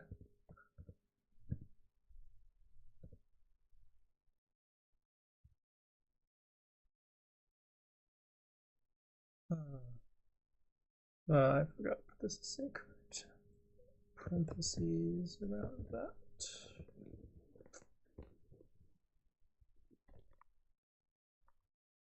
AI version comment.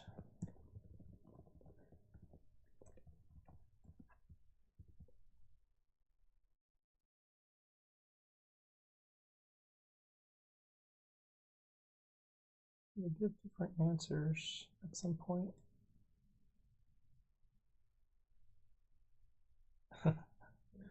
They give different answers, which they're both wrong. Interesting.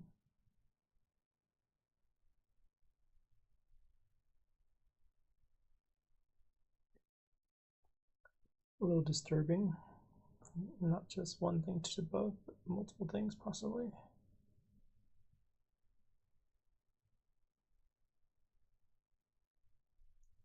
Sum of the AI results. I mean, at least it went pretty far before it got the wrong answers. 500 test cases. But I assume that the hardest test case was always at the very end.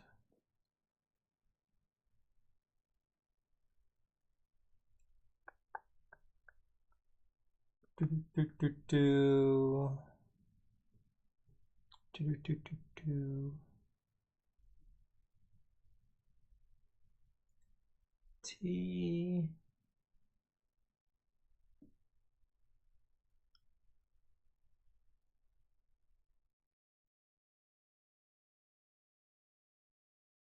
Oh.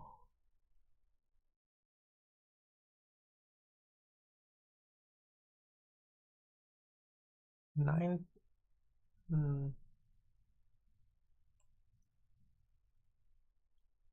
I want to try to figure out.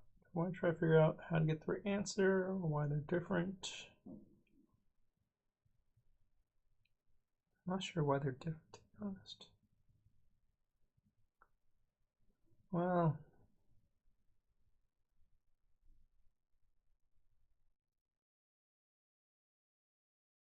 so if you have a number, what does this do?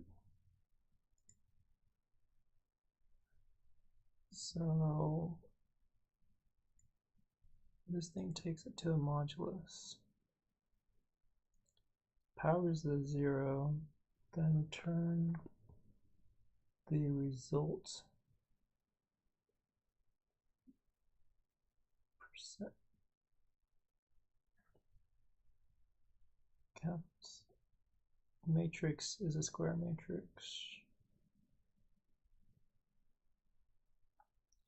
Initialize with the identity matrix. What does that mean? Matrix shape 0. NP identity matrix shape of 0. If length of the matrix shape not equal to 2,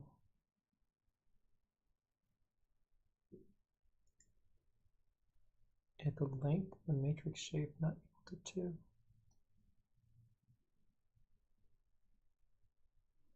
Or shape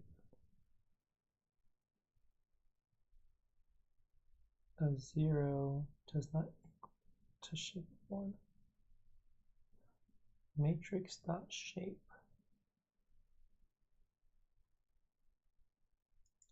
So it's going to, as an array,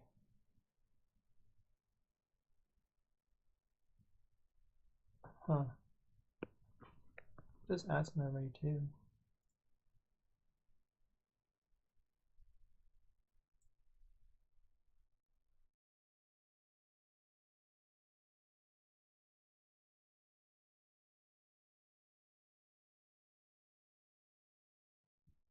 And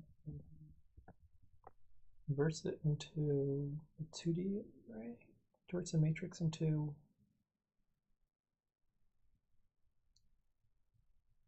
use when you want to convert input to an array but pass it as an ND array.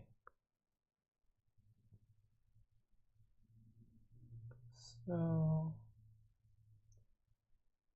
the number dimensions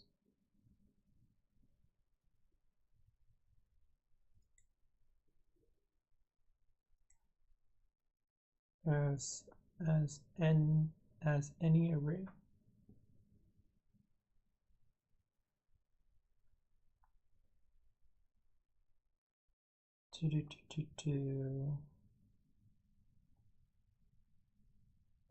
Okay, I guess shape is just the number dimensions.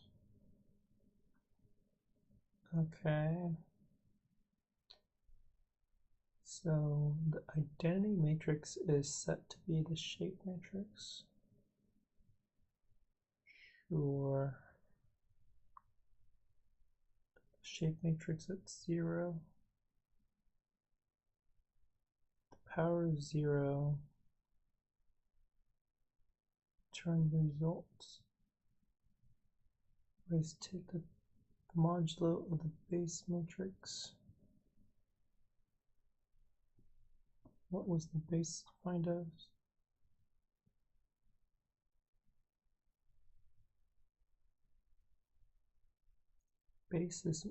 Basis is initially matrix with the modulo, while the power is greater than 0. If it's an odd power, then multiply the result times the base. Otherwise, multiply the base times the base. Return the result. What if you said return the result when the modulo?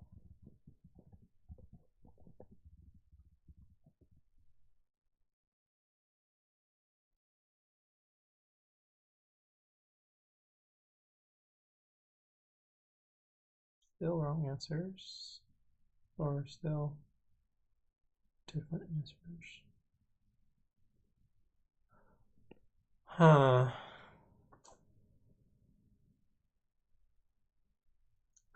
I'm very close to just quitting on this one, like some exponentiation thing that I don't really want to, I don't know that I ever studied or have it in me to figure out.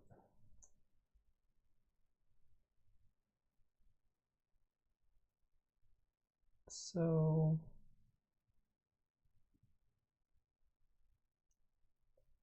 frequency of the vector.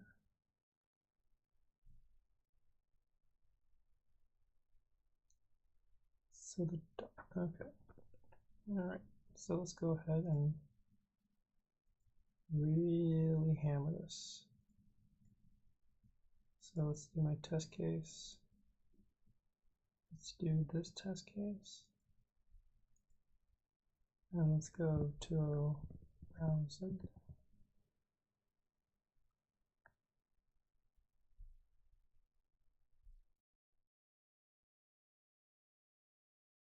The 1,000 doesn't work. The original is 0. Wow, that's a really long answer. When did I screw up the answer for the original so badly?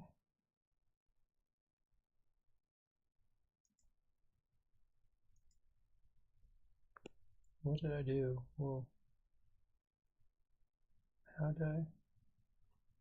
The other stuff actually worked for the original.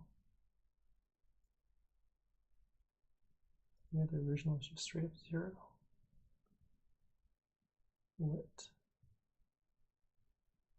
The original is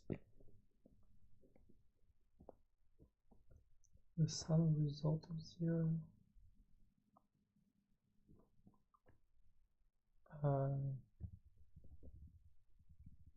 P with the results.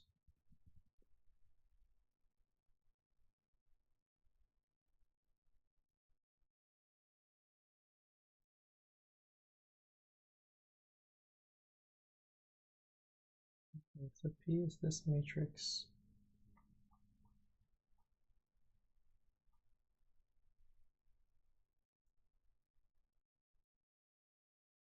Well, actually, I can't tell.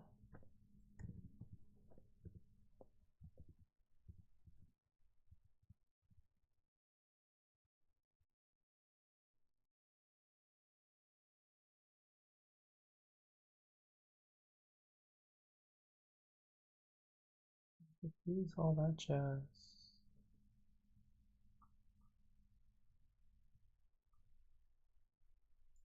And then the result is this stuff.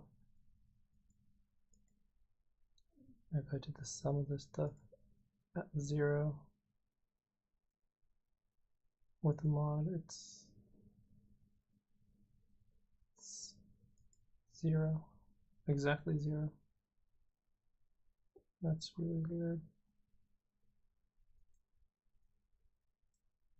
That's really weird.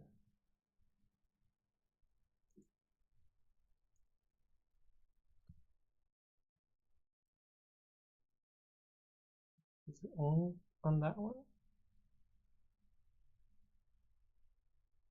It's also 0.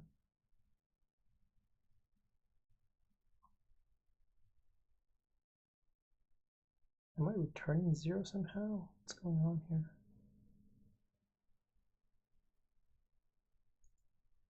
No, it's returning something besides 0 for the other ones. Cannot possibly be canceling perfectly like that. Also, P should not have negative numbers. P should just not have negative numbers.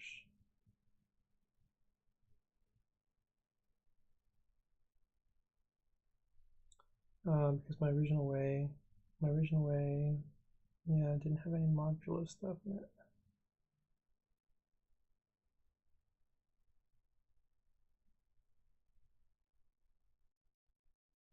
Modified way did have modulo stuff in it, so it's never going to be negative, I don't think.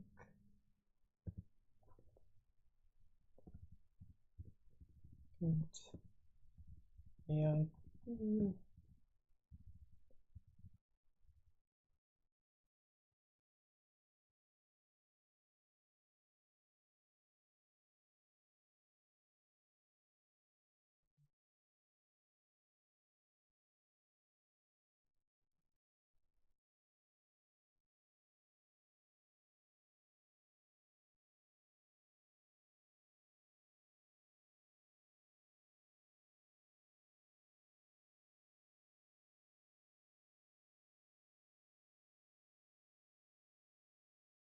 The AI version is just all positives, as it should be. And this is the AI sum.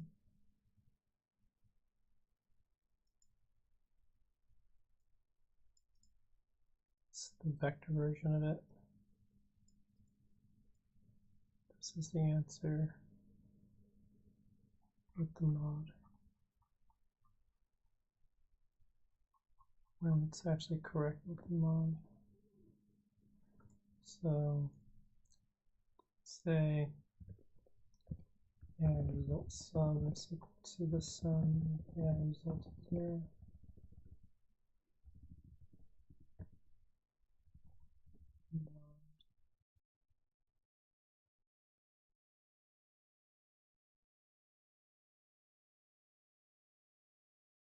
And this one here is this one of the result 0. Come on. And for now, let's say return the I results.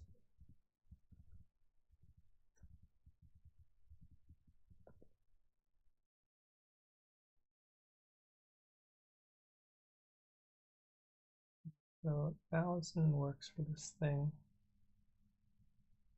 2000 doesn't work for this thing. Okay, so let's go basic 2. Maybe it's another version. Maybe it's another error that I'm getting wrong. So 2 works. Okay, set 200.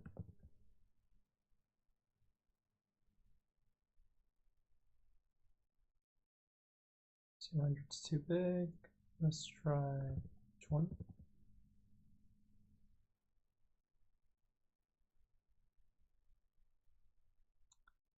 Is good enough. Let's try 80.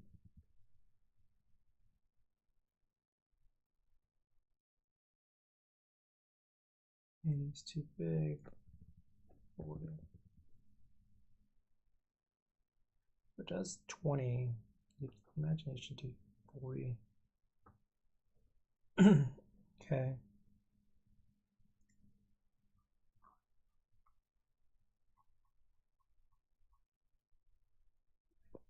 Let's go ahead and just print out what the 2 sums were.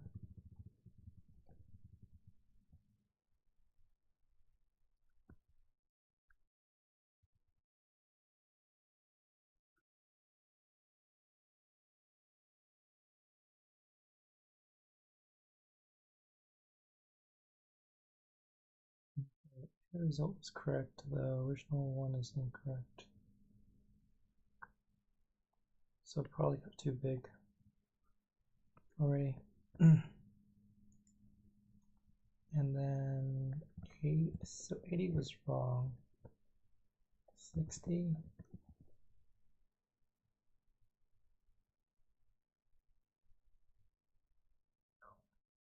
60 was also wrong. 50.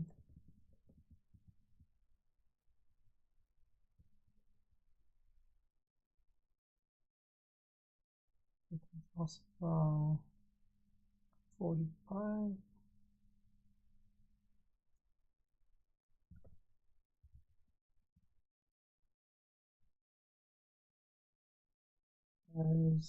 Is correct between 45 and 50.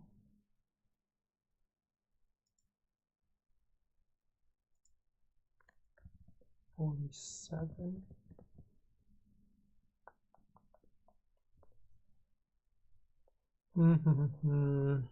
Okay. Let's try 47, 48, 49,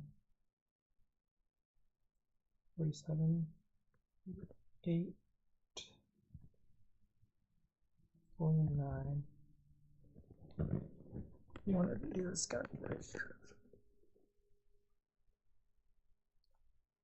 Okay, so 48 to 49 is when it broke. 48 had the right number, 49 it did not.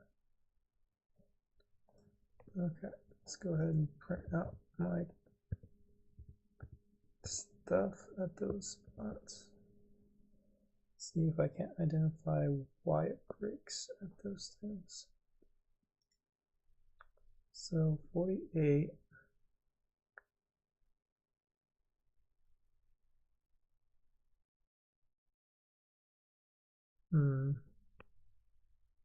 was pretty big numbers. And 49 also pretty big numbers.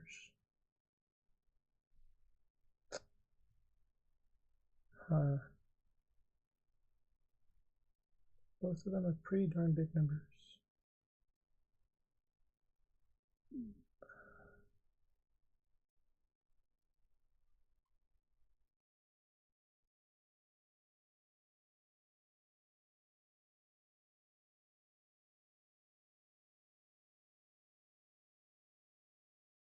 Hmm.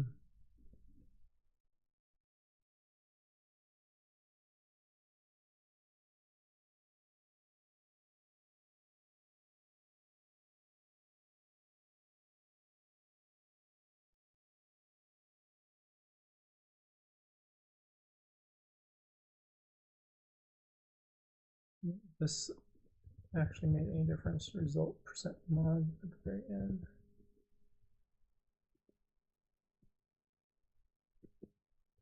Doesn't look like it. I'm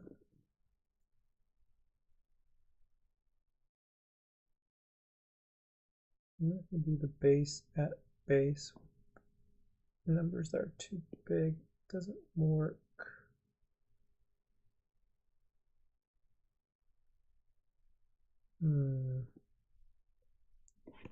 Some point the numbers are too big for this handle. So 49 versus 48.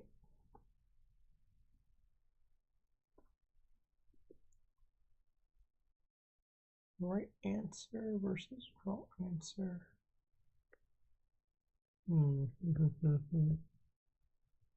49 had another multiplication. This is odd initially. Had result is equal to result at base.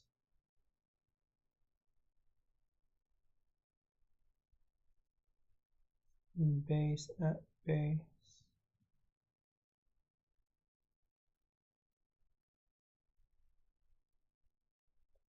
Take the modulo.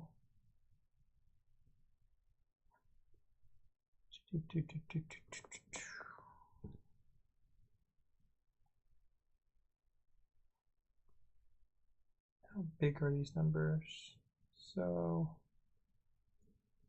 this is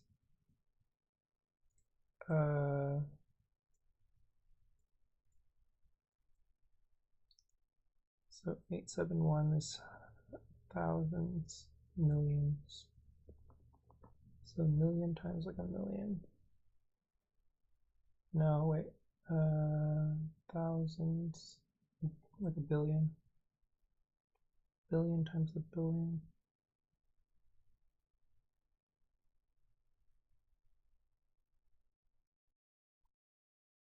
Billion times a billion. Why does it not?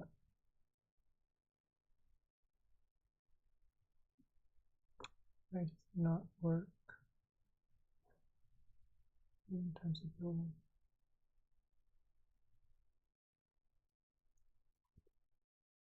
This one looks like it's what looped around.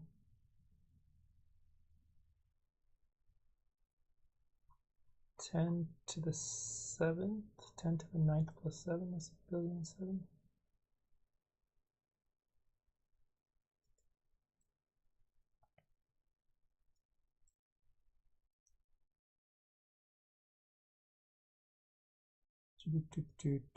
How many of these numbers actually looped around? This one definitely did. Maybe this was the first time it looped around, and then it cascaded the errors.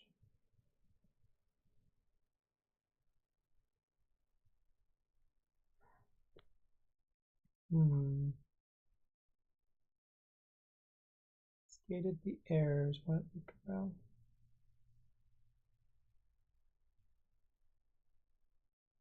Like, no way that the numbers themselves were odd, right?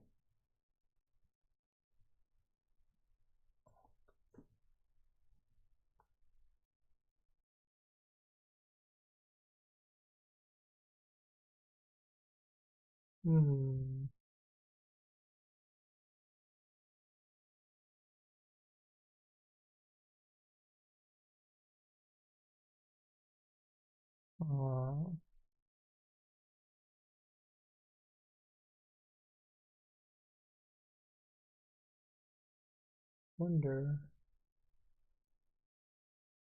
am I supposed to be doing this without modulus and only do modulus on the ending results?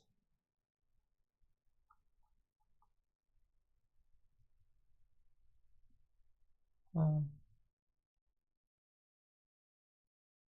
if I actually did do this modulus?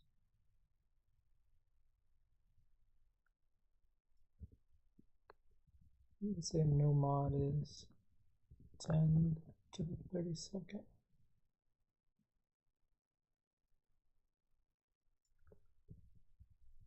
So results. So AI to the power without any modulus. And then the result is mod.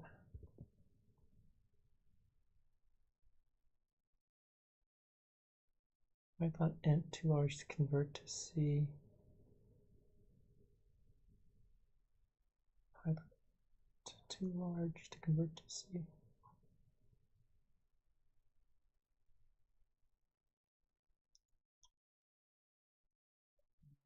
Maybe it's too big.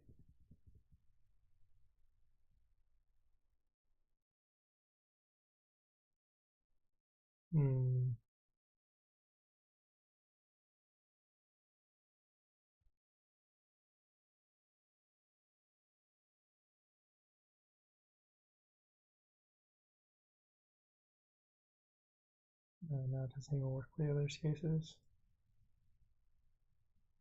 47, 48, 39 is one.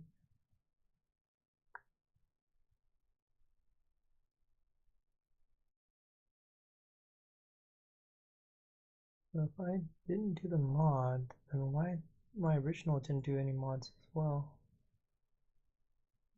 Matrix power results sum.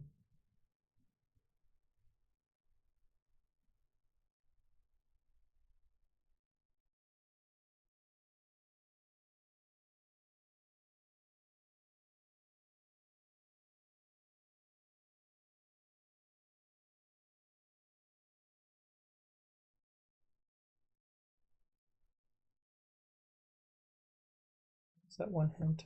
Mass exponentiation or no? Use exponentiation to quickly multiply matrices.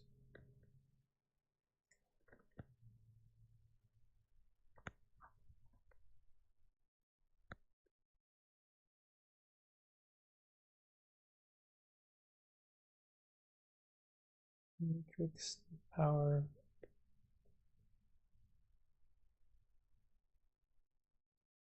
modulo.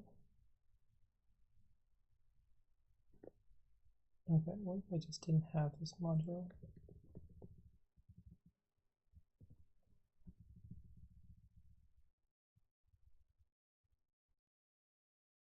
And the base is the matrix. Not the modulo. The modulo.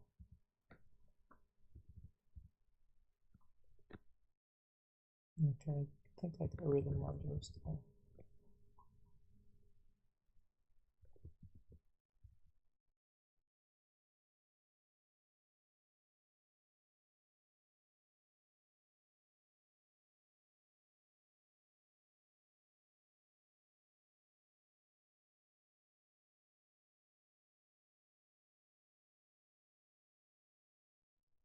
Let's do it. Not only does it not work, stop working for the other ones too.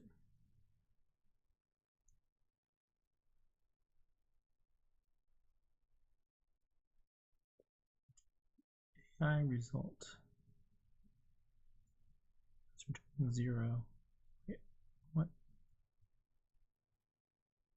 How does this say 0?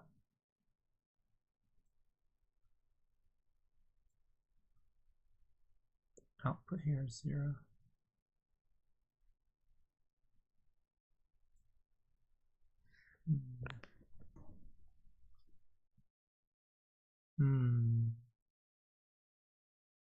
So matrix power 0, just return the result.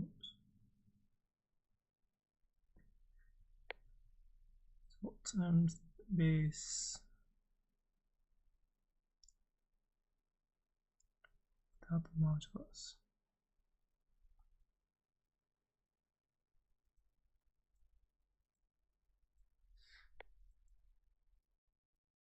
Like, result has to have the modular, right? Sum of the results,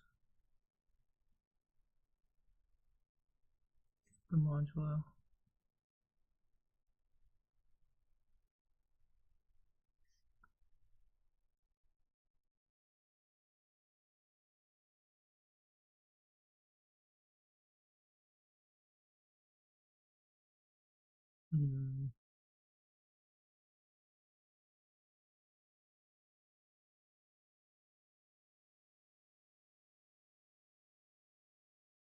So, okay, I don't have the modulo. The numbers go negative. They will go negative. In which case, my answer is just gonna be crap.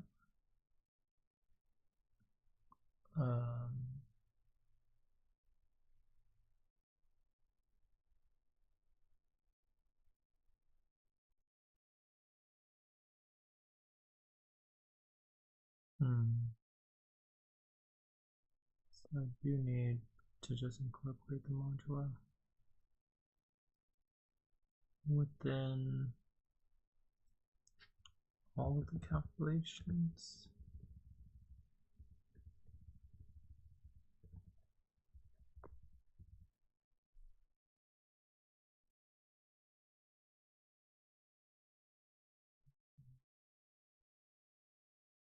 Yeah.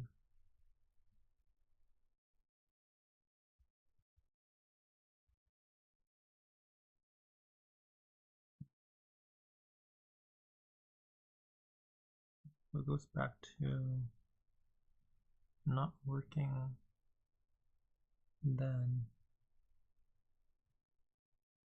at the 49th case. So why does it not work on the 49th case?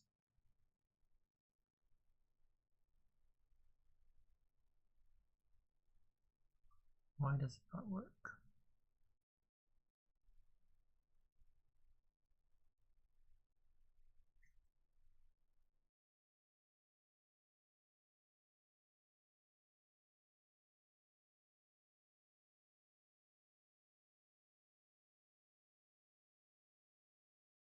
Where the AI one and the other one actually differentiates as well.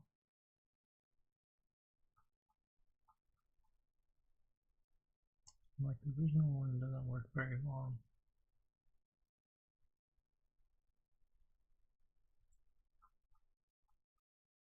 No, it's not. This one works all the way for 1,000 cases. 1 case, 2K, 47 case, it doesn't work. Matrix power.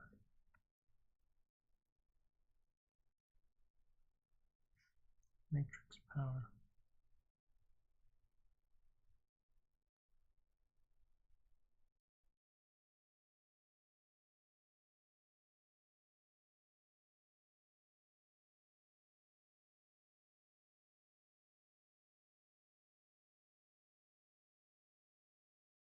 How many cases it worked?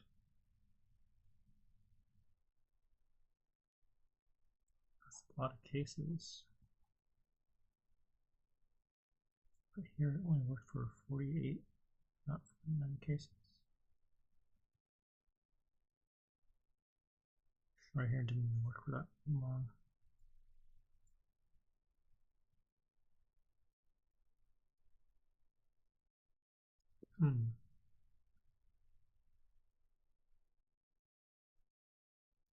It's probably because this thing has smaller numbers. This one has bigger numbers, so the multiplying factor is probably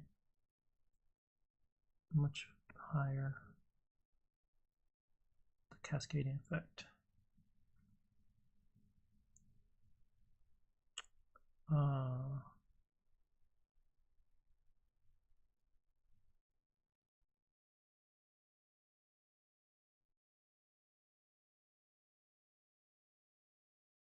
Use matrix exponentiation.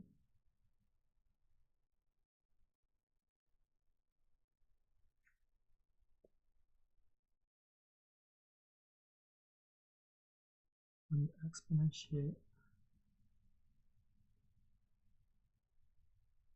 you should always be able to take the modulo of the base. So the original just doesn't work because the numbers become negative when you go like around.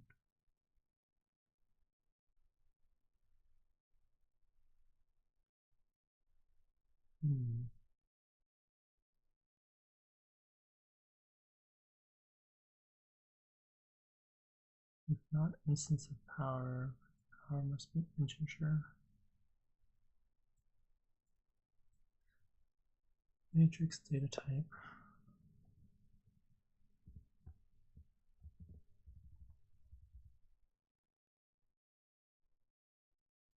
Module of the base matrix doesn't really matter,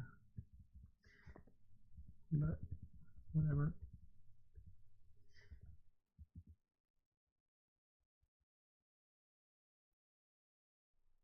It's times base with the modulo.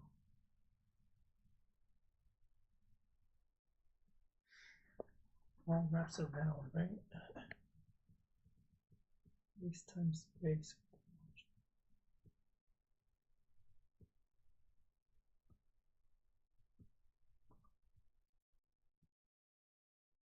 And does around. Like here is prime number, so you should never multiply. You're doing multiplication and addition. So your numbers in theory could hit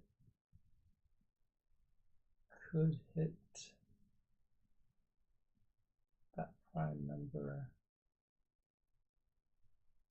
and then once you hit that prime number, then you're kind of screwed.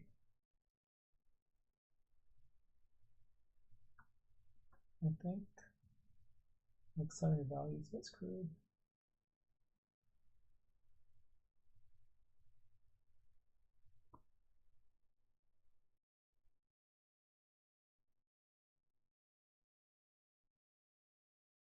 Something plus something and then modulo is still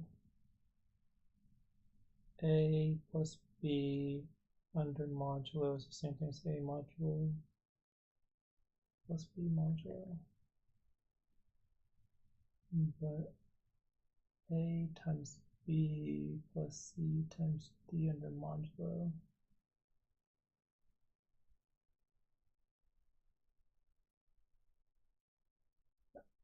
That breaks down to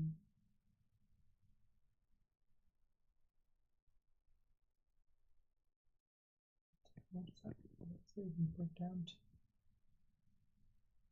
a times b and then modulo plus b times c plus c times d.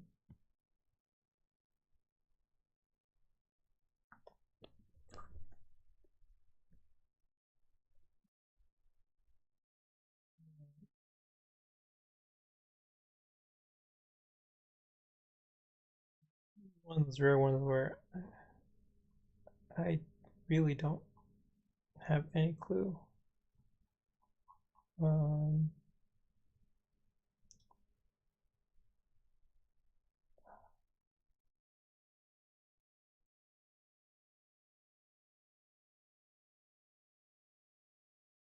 have any clue as to how to get around this module deal.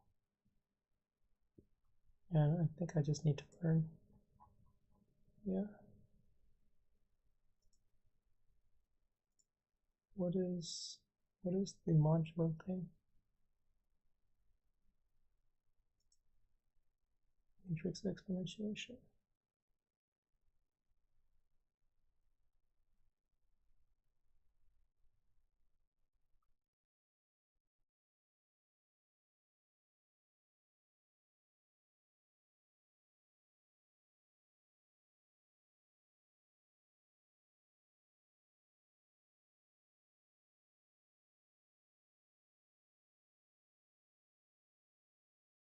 multiply two matrices under modulo.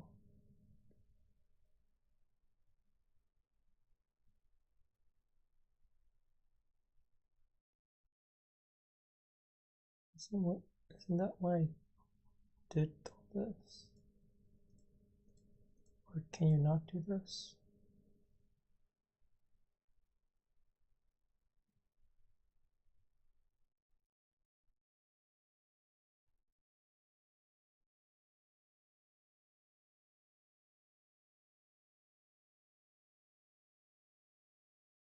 I need to actually hard code the matrix multiplication.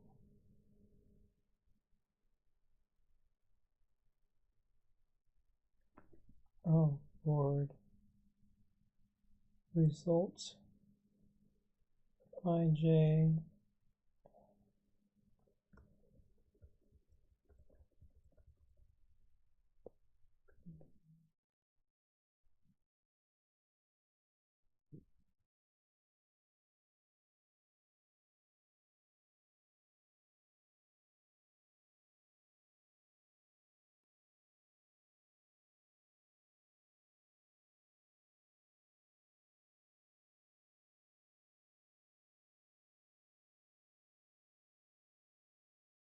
passing the length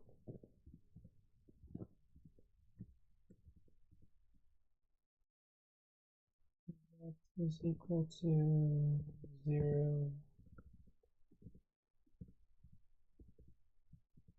times n for k range n.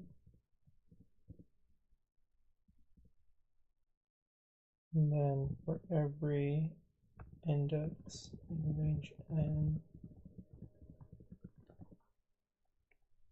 and so let's say this is for every, so I'm multiplying row times column, so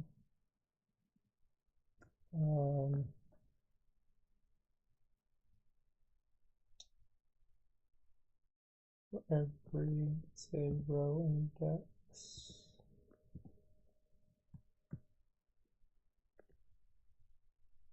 row times column, so every row index in range n for every column index in range n,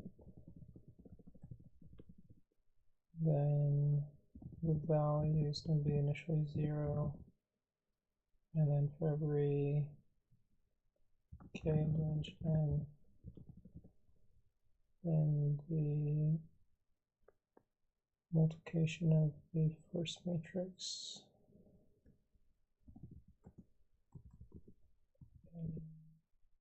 at this row index at this column times b at this, every, so it's the rows in A, every column of that, and then every row in this column of B, and then after you calculate the value, then the result of this row index and this column index is equal to the value mod and the results.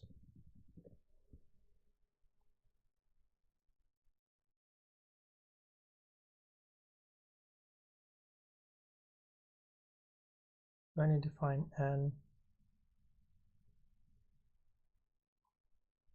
Actually, it's going to be 26, right? You're always multiplying 26 by 26.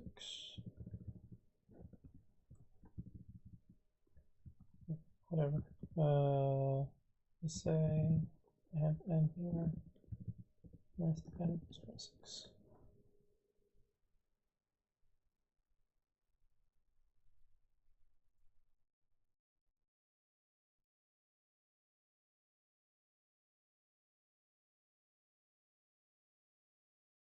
Okay, so the power 0, turn the result to base power is greater than 0. And then I can say here this is matrix multiply.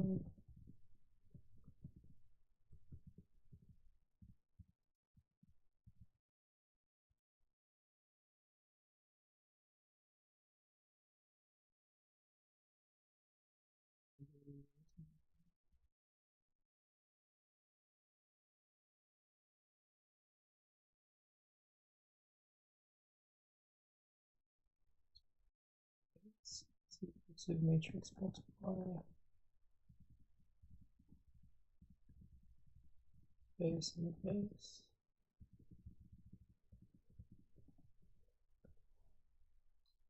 Okay.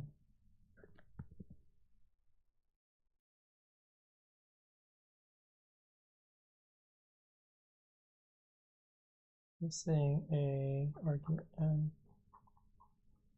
Okay. So we're saying that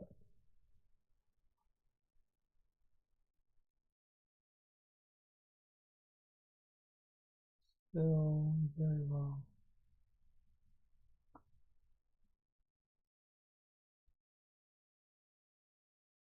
Still wrong at the very same spot too. Although I'm not sure why it doesn't show the I see, it's like a really big number, so it doesn't have the normal printout for it.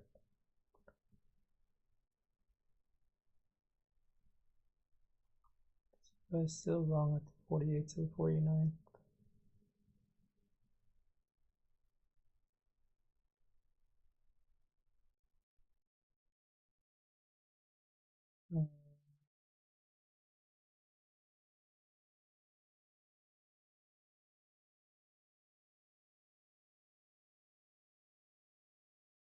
Some all entries for frequency modulo 10 to the 9th. What is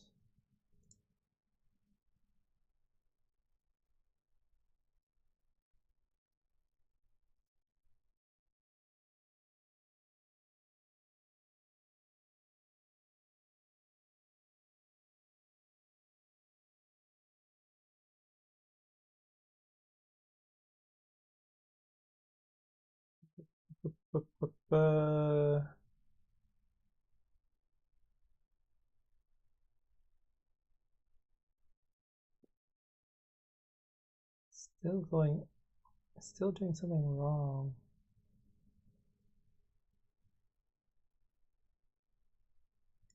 Right, I think I should need to get rid of the original stuff to not confuse myself.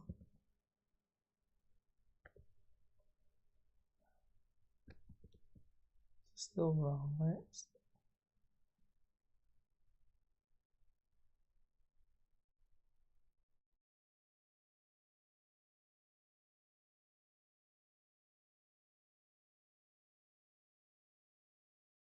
Why is it going off the rails?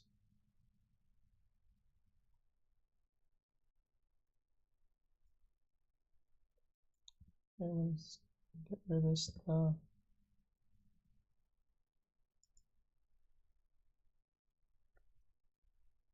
I don't really know I need all this crap. Okay, don't need to verify stuff.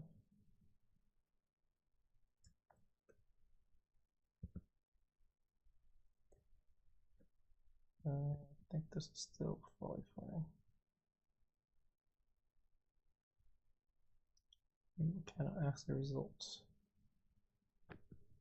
What did it have result equal to initially? Result is equal to np.return.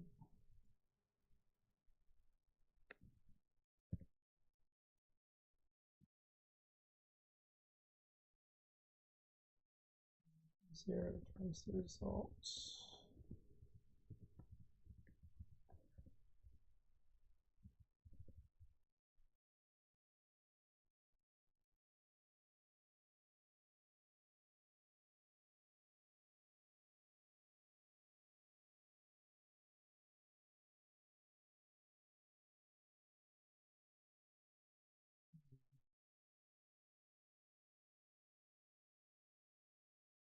wonder if I even need to worry about any of this NP stuff.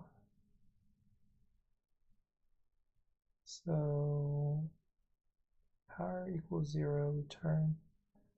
The result is initially the identity matrix.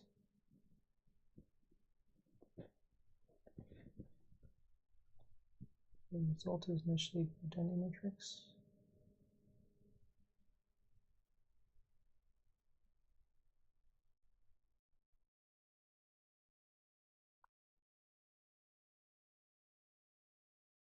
NP shape 0.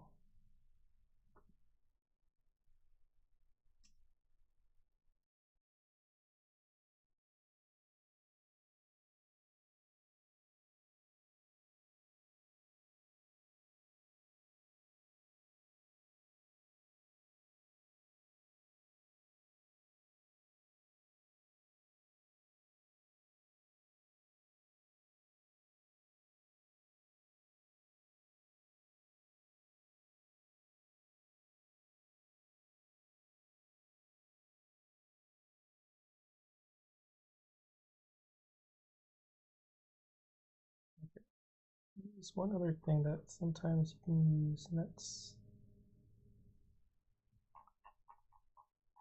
where's like the discussion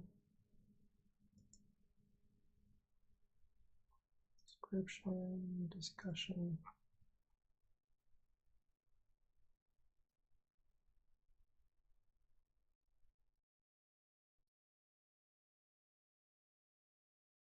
And to 9.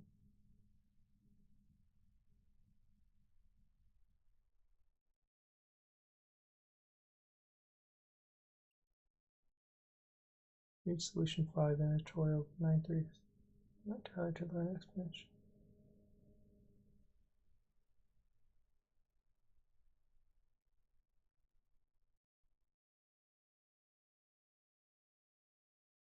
Yeah, this is when the contest occurred.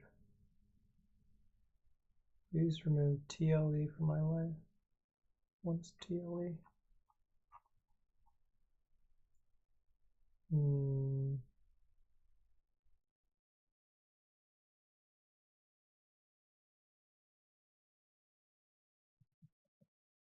tired of this month.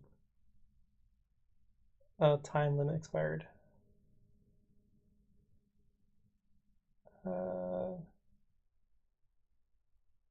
So need to use binary exponentiation matrices.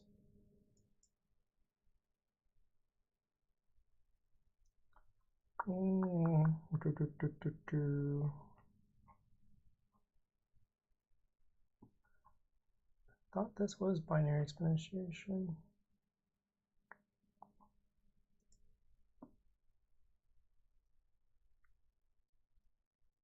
Still not giving the right answer.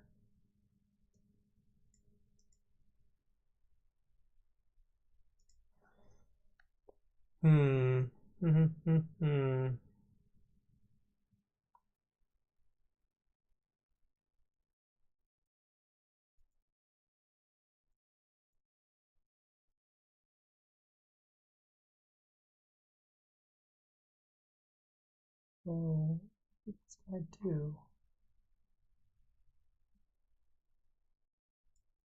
Guess maybe if I only difference now is the power matrix deal. While the exponent is 0.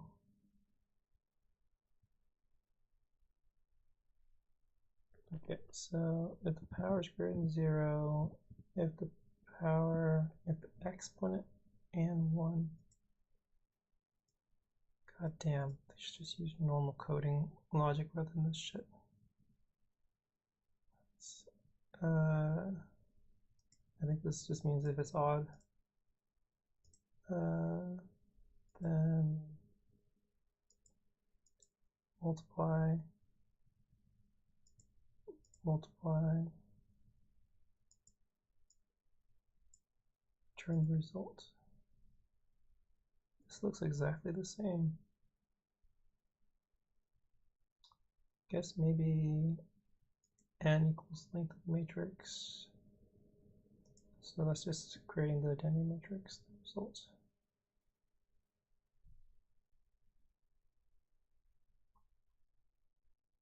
All right, let me see if this actually works. Supposedly it does. Let's say this is all return 0.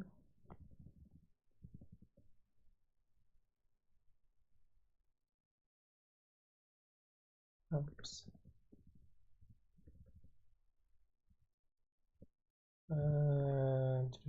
And this all returns 0.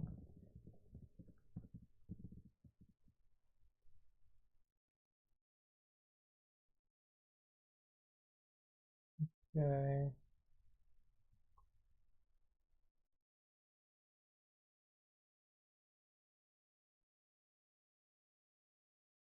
Copy paste.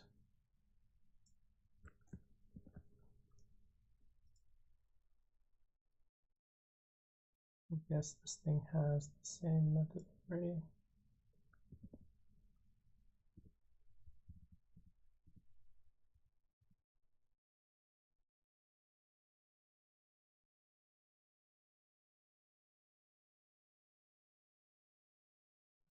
This work and the other one doesn't.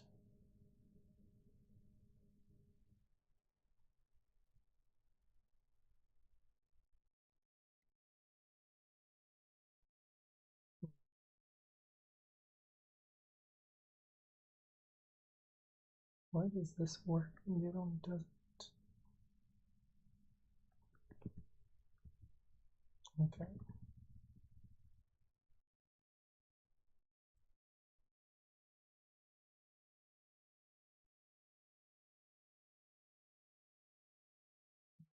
So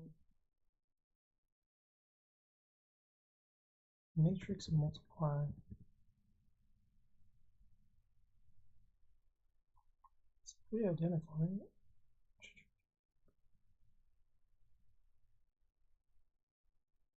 You have your square matrix.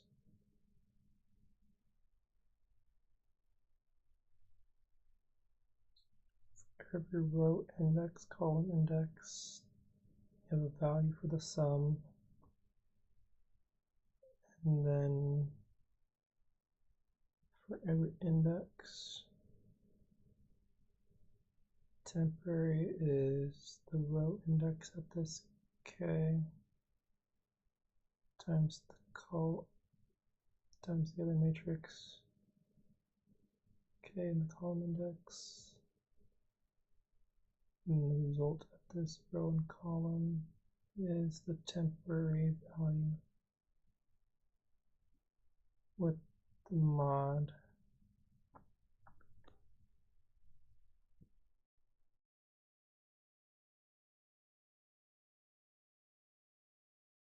You have your initial power 0, return the resulting.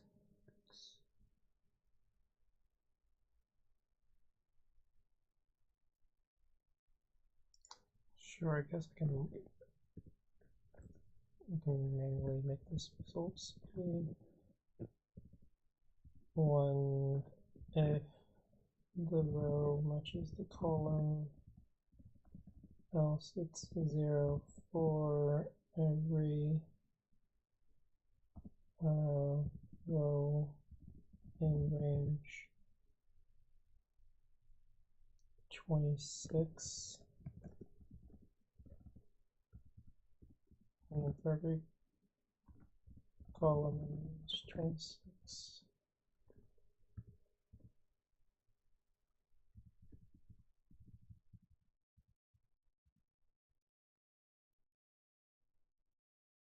Seems like it, oh, seems like it'd be the same.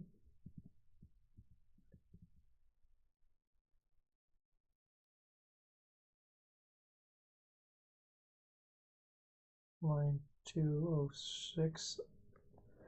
Should just put it string.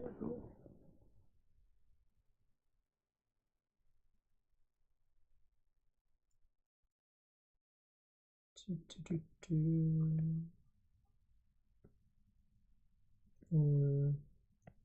I get? Yeah, I must have removed.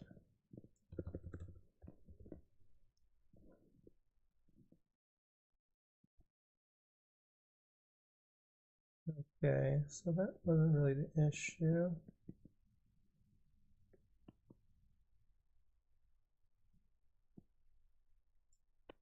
This is the transpose stuff here.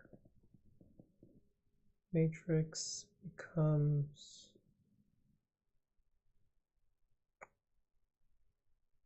M is the matrix, T is the transpose of it.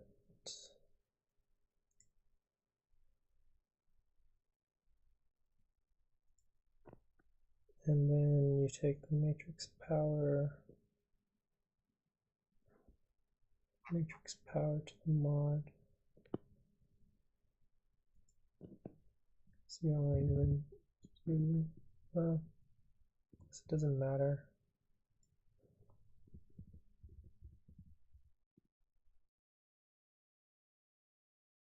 Matrix power. Let's tidy this up. The modulus parameter here.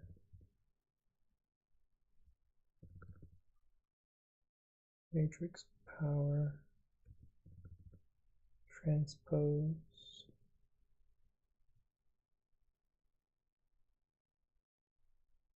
And then you get your results.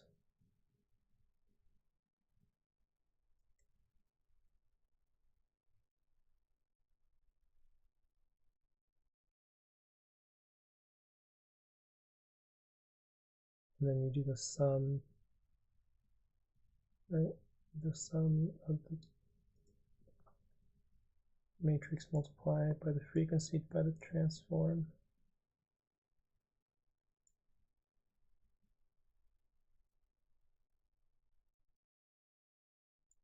I mean, you can do the dot product there, right? Doesn't really matter.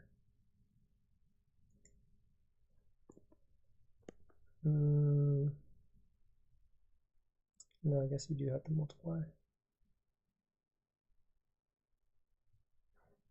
Well, you multiply matrices.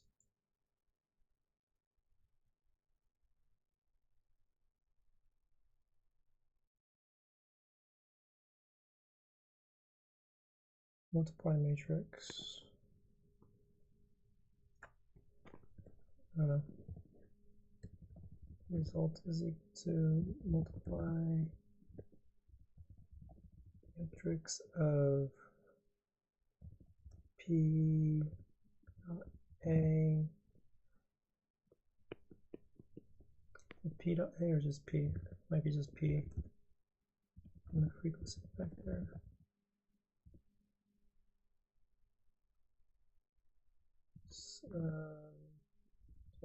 Equals the sum of results of 0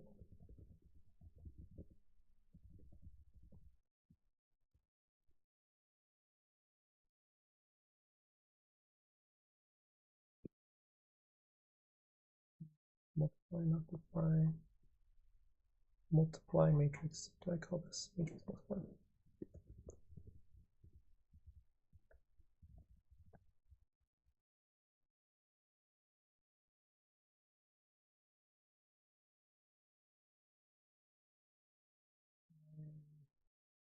Line 14, 15.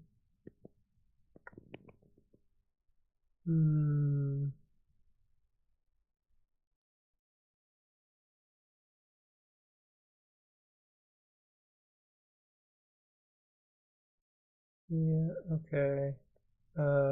This is for every row in the number of rows in the first matrix, which is the length of the first matrix. And for every column, for every the length of the first matrix number of rows, the length of the first row in the second matrix is the number of columns.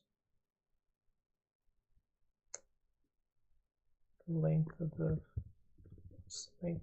first row in the second column in the second matrix. And the same parentheses.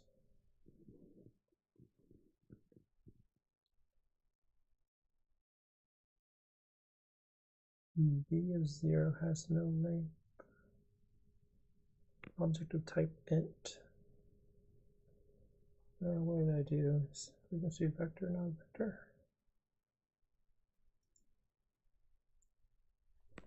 Frequency vector is an array. Oh, I see. I need to make it into actual 2D array.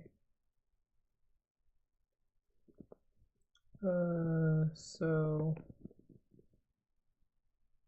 I think I just need to make it like that. That makes it into a 2D array. That's not a range.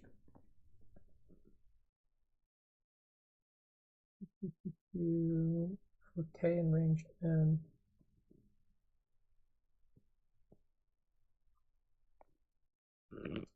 K in range n.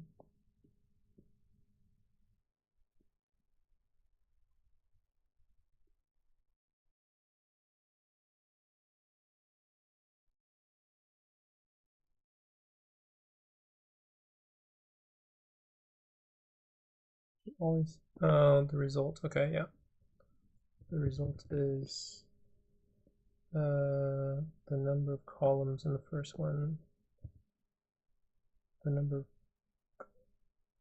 of every row. It's not n always. It's going to be index at a range. Fuck. Okay. What was the actual matrix multiply? Yeah, that's probably a good idea. Row A, rows A, columns A, rows B, columns B. This is length of A, length of A of 0, length of B, length of B. And this is every, the outer dimension is the columns of B and the rows of A. And then for every, the length of A is the rows of A. And the length of B of 0 is the columns of B.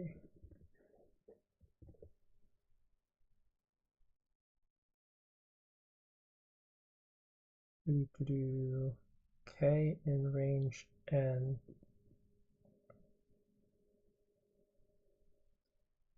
I think these always should be 26 now. The number of rows and number of columns.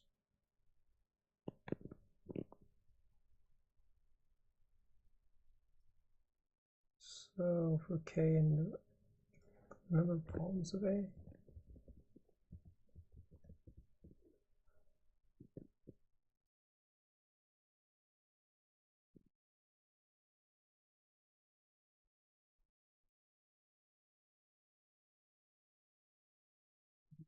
Do matrix.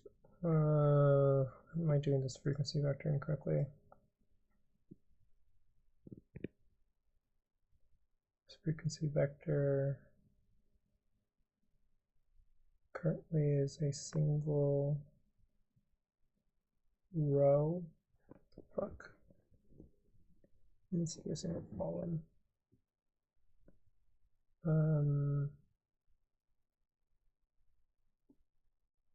It needs to be a single column.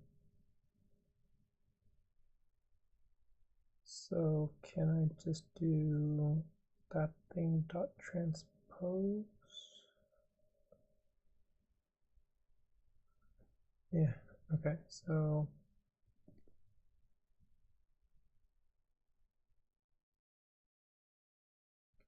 This vector is going to be a 2D array of, say, 0. So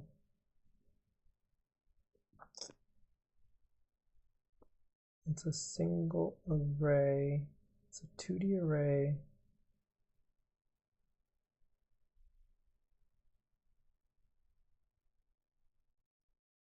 Why am I?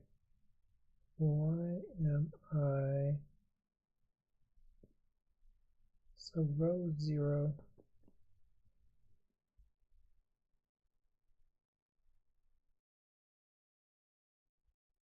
Is it 0 for k in range 26, and then frequency vector of 0 of this. Oh gosh. Next letter and enumerate.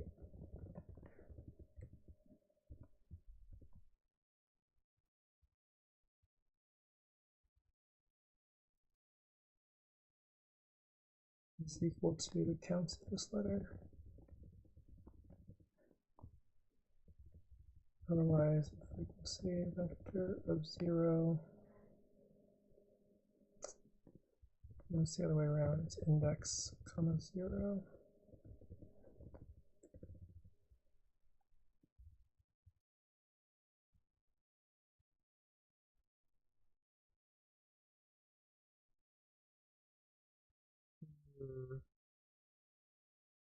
Memory limit exceeded. Memory limit exceeded.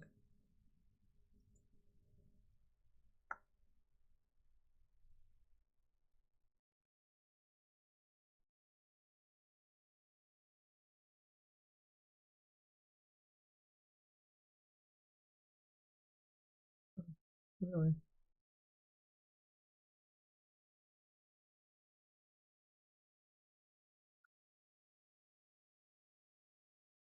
Multiply. So when did I go over my memory limit? Frequency vector.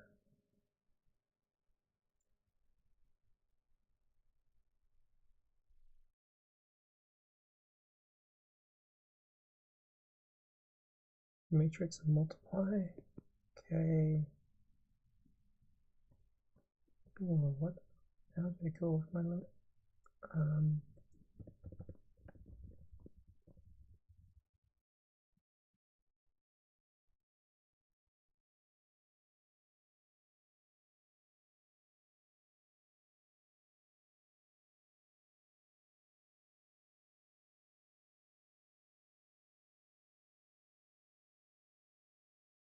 Okay, so that looks right. 111. So index.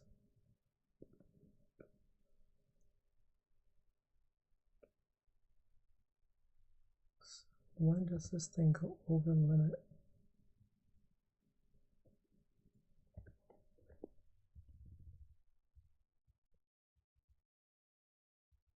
Power. Going over limit for all these. Let's say test case.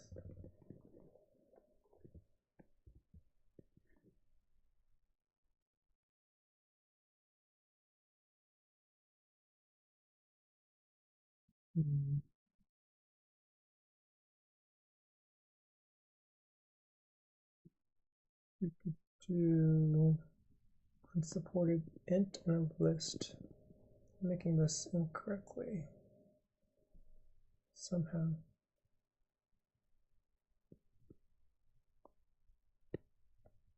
So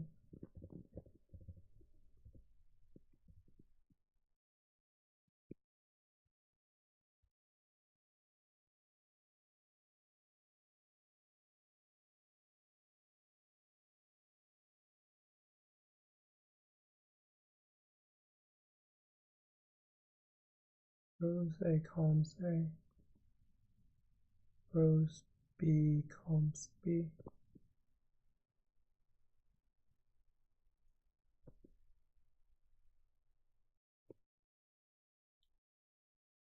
Rows in B,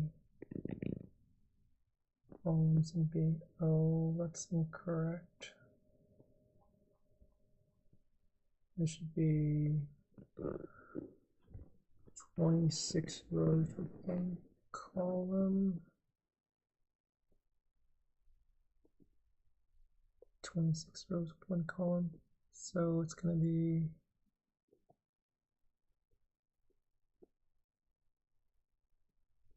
it's a 2D matrix.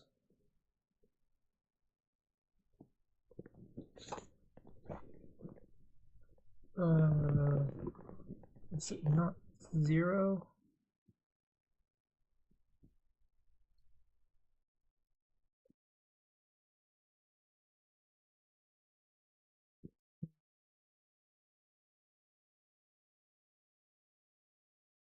Right.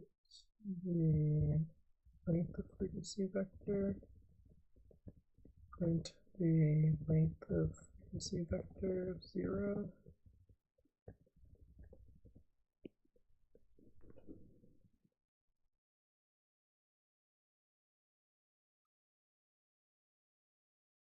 Yeah, it's still wrong. It's currently one row of 26 rather than 26 rows of one.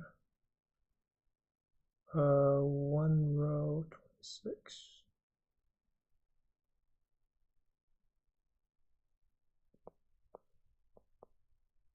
How do I make it into 26 rows of one?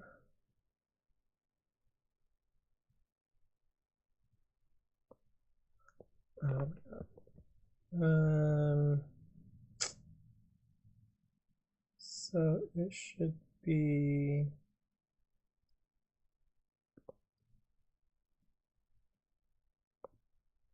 26 rows of one.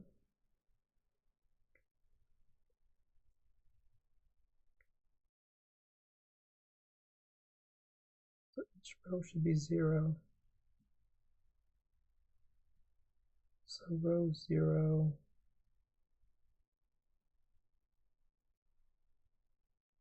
row 1,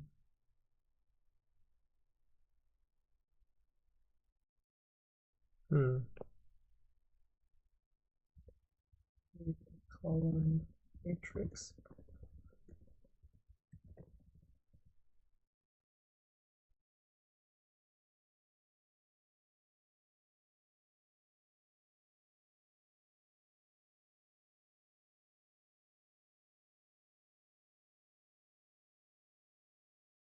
Number of rows in the column matrix. I for I in range of rows. Isn't that what I did?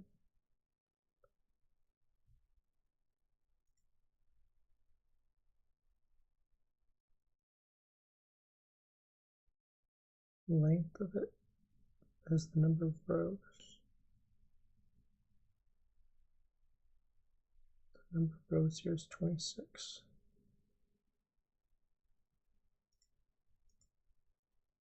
The number of rows here is 26.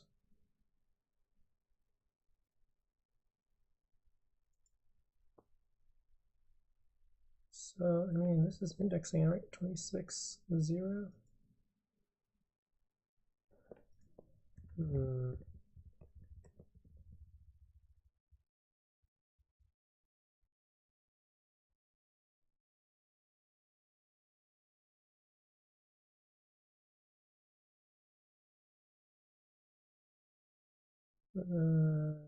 Is it returning 0? Okay. 26 and 0. Okay. So there's 26 rows and one column in each. Okay. So why is it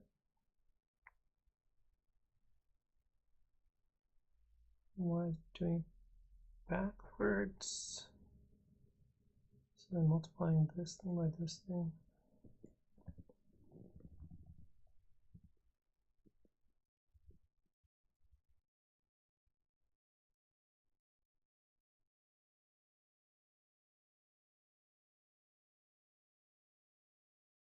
Yeah. So, oh my god, why am I doing this?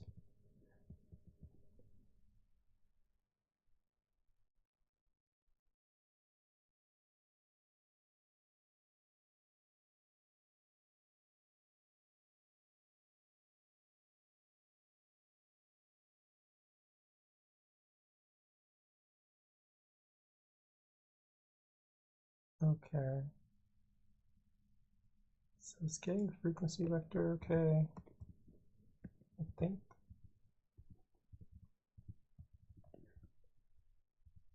I'm seeing the multiplication.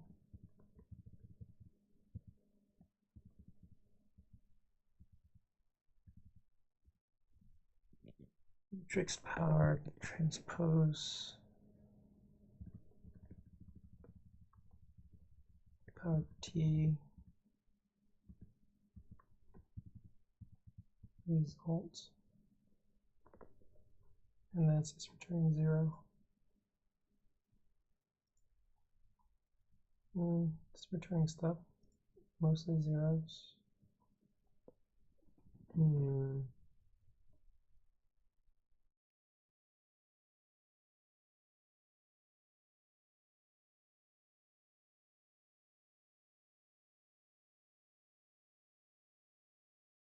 Matrix multiply P times the frequency vector.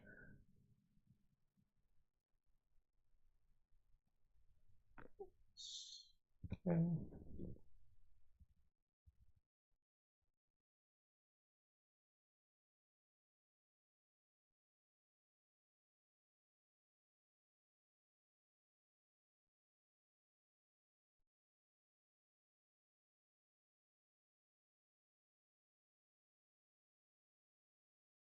Damn it, can't read any of this shit.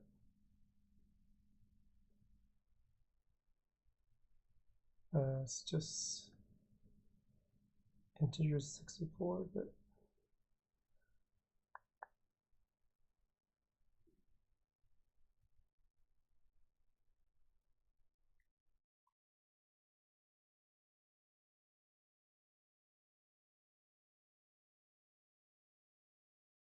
okay.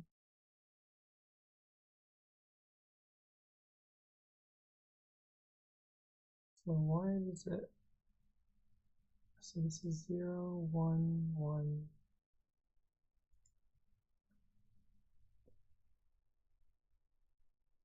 Oh.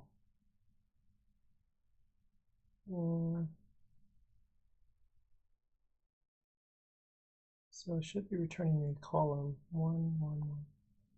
So actually should be returning the result of.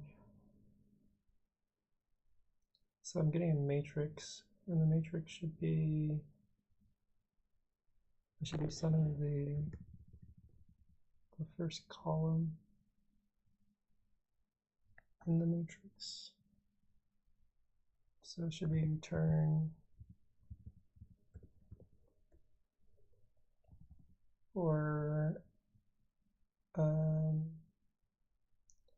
index and range 26. 0, 0. Answer plus equals the result at column 0 in this row. Turn the answer mod bar.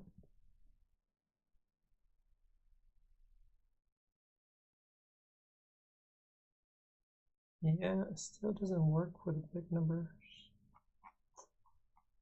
Fuck.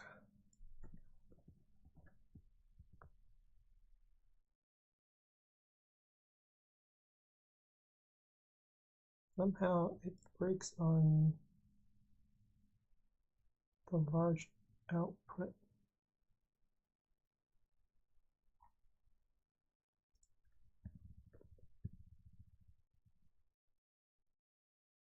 So what test case is this large output?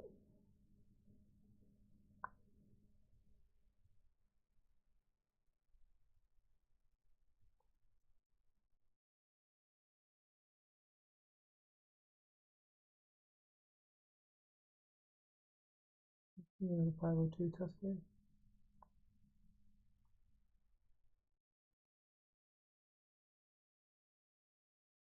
So somewhere my thing differentiates from his.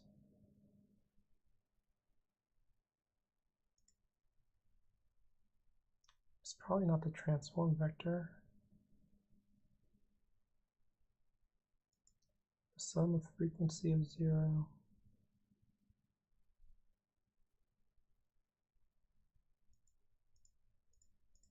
What he does in reverse order, I guess that works.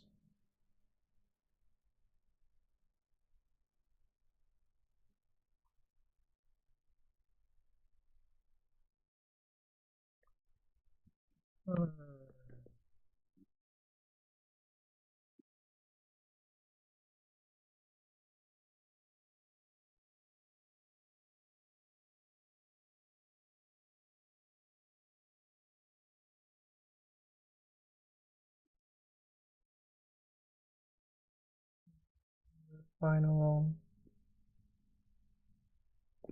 Getting final is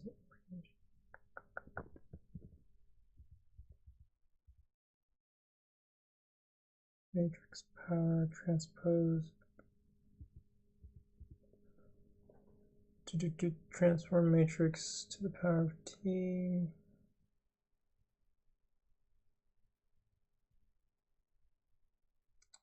Answer is that thing times the frequency vector.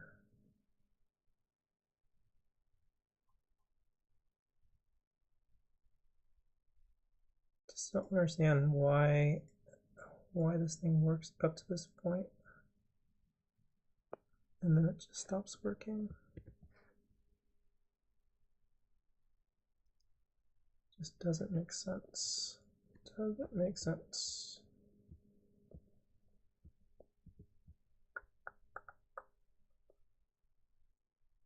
(48 to 49).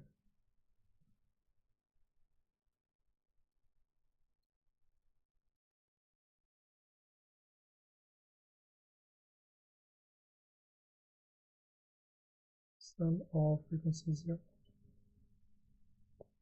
So, like the matrix multiplication stuff is probably fine. Power matrix is identical at this point. Identity matrix, power 0, return. And if the power is 0, then this should not be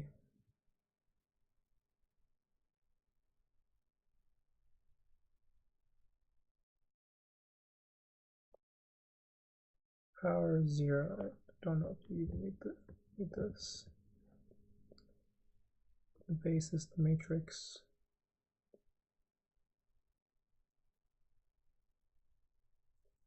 Yeah, I don't think it made any difference.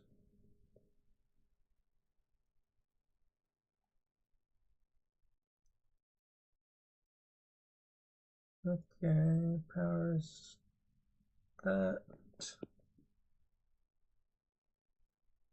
You have your becomes matrix. You have your transpose of your becomes matrix. You have your frequency vector. That's a matrix. Why do you call this bigger matrix at this point?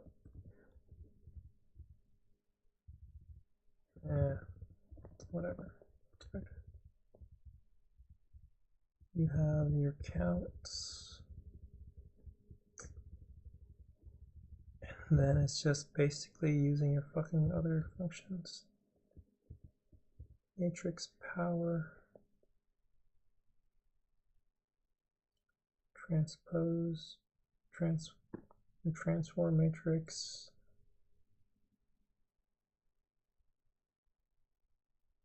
To power of t. And then multiply that by your vector.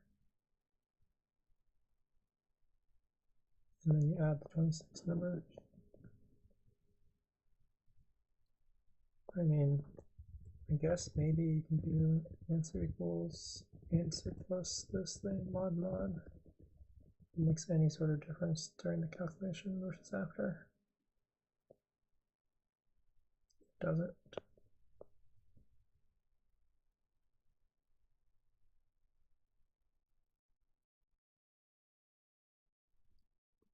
And none of this thing is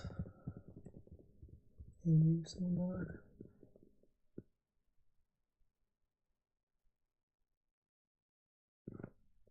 Is there anyone that had any issues?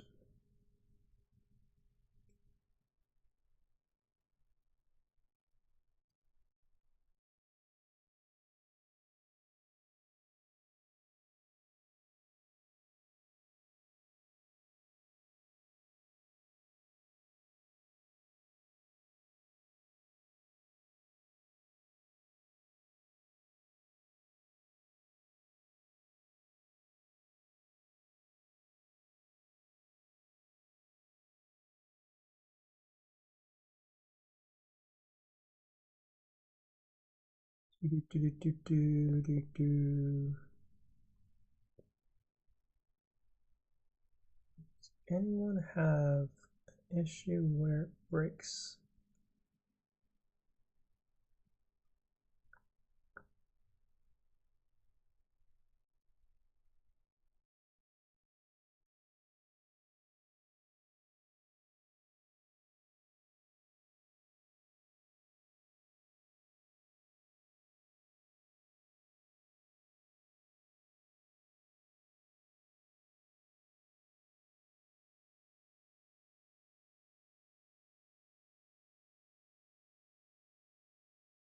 Mm-hmm.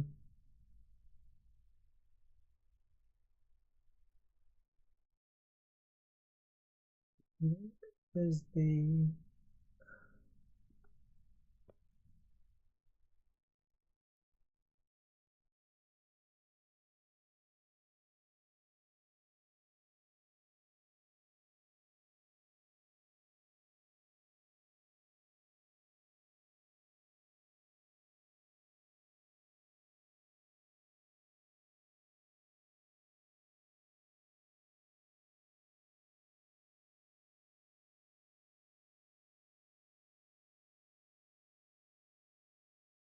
they break? For some reason, other people got to 529. I only got to 502. I wonder if they.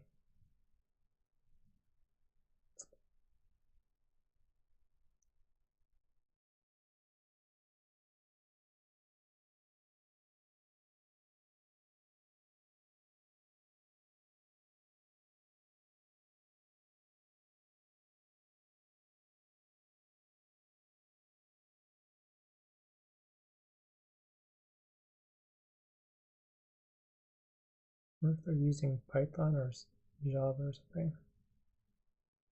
Or maybe I actually haven't gone to the harder test cases.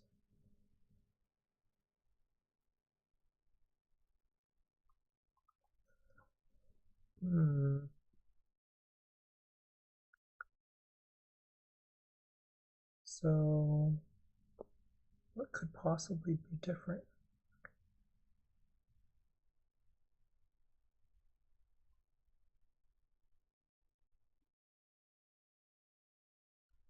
It's so fucking frustrating. Wow.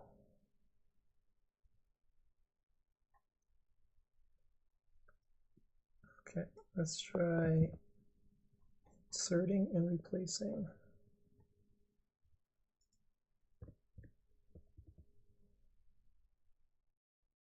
Okay, I'm gonna call this other. Call this matrix multiply A, B.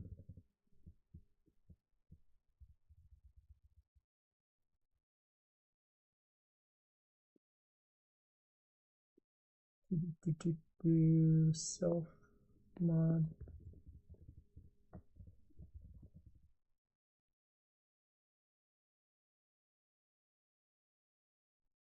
Okay, so it still fails there. So it's not the matrix multiply that's the issue. Okay, let's try this portion. The powering.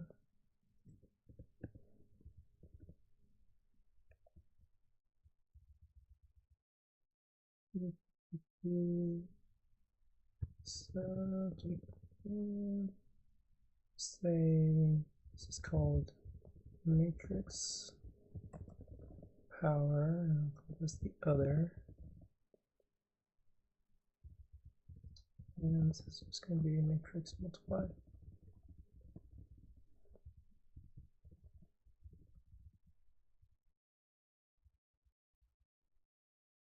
Oh shit, no self, no self.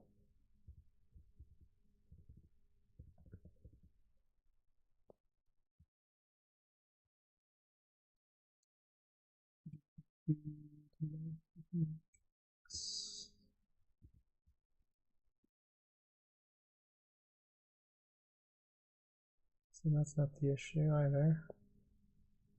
Same area where it broke.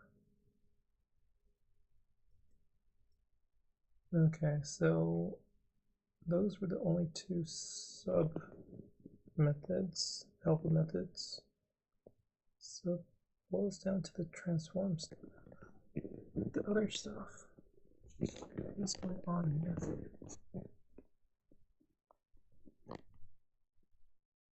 Can I not do transpose?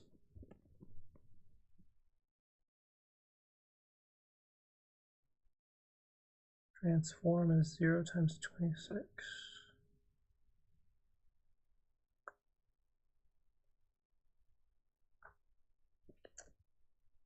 Okay, I guess I can manually make the transpose, the transform matrix. So it's going to be a 2D array of 26. So for in range,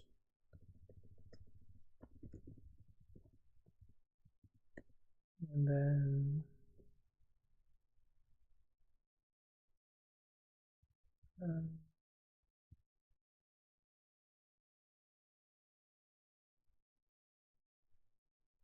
but my initial matrix is fine, so it's going to be every row in range 26, every column in range 26, then the matrix T at row column is equal to the matrix column row, and then I can ignore this part. Alright, let's go and comment that out, and comment this out. So that's T.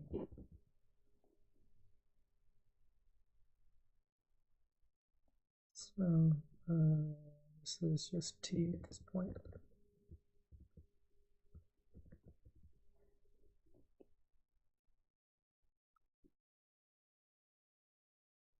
Are you serious?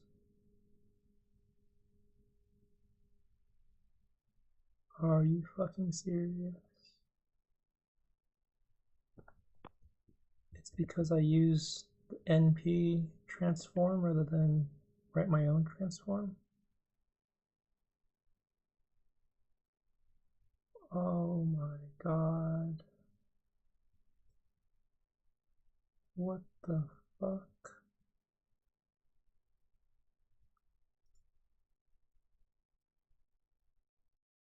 What is this? What is this? What is this bullshit?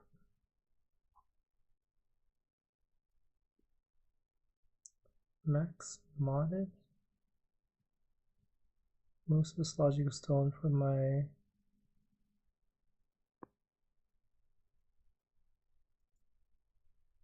what is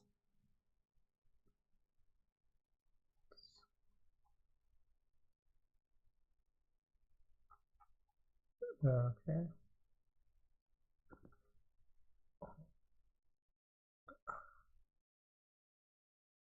I couldn't use the NP transpose. I had to write my own. That's so stupid. That's so stupid.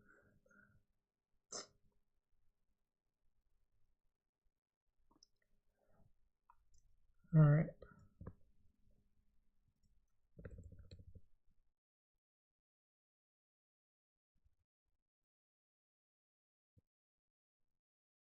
Oh my God. Wasted so much time on this shit.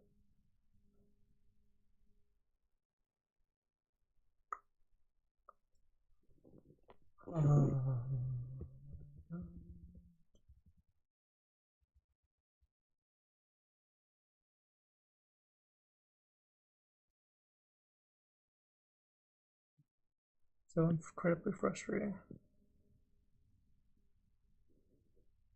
Having to fucking go piece by piece to isolate the fucking stupid issue.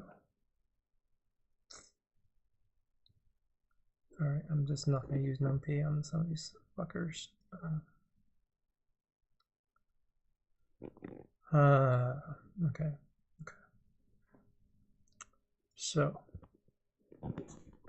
what did I learn besides the fact that I can't rely on anything besides hard coding actual matrix multiplication in my own thing just to incorporate modulo? That's so stupid. This is so frustrating. Alright, so this is no.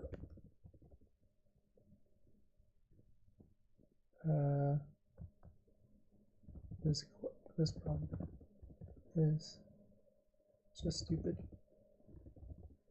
since in any other context it makes no sense to try to code your own version of simple operations like vector and matrix multiplication.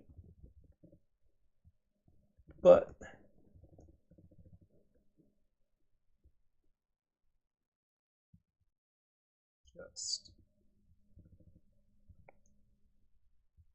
since we need to work with huge numbers and incorporate mod into mod of 10 to the 9th into those calculations, you have to literally write your own linear algebra methods for multiplying matrices, transposing matrices, like I did anyways.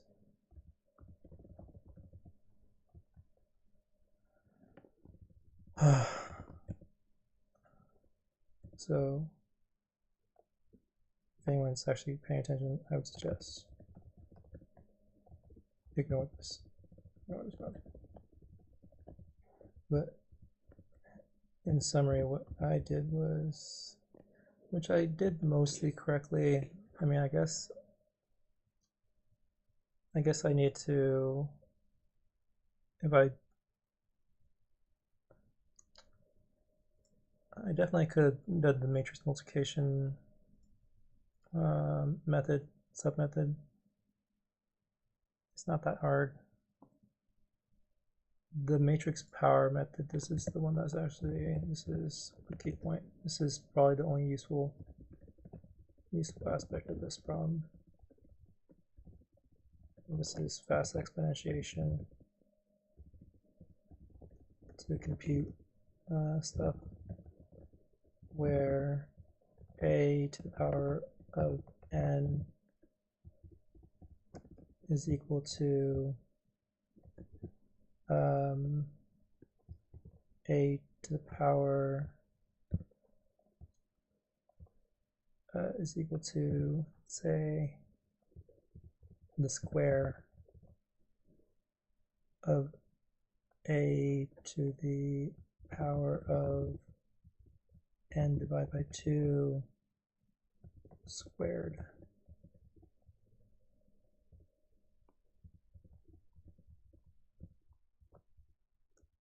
Approximately, like technically you need to multiply, or a to the power of n divided by 2 squared times a if n is odd. And so if you want to do fast multiplication of some matrix to some huge number, like let's say you have your transform matrix to the power of 1000, then you just do the transform matrix to the power of 500, or figure out what the transform matrix to the power of 500 is, and multiply by itself. So this is kind of in reverse. So it's this horrible way of writing this code.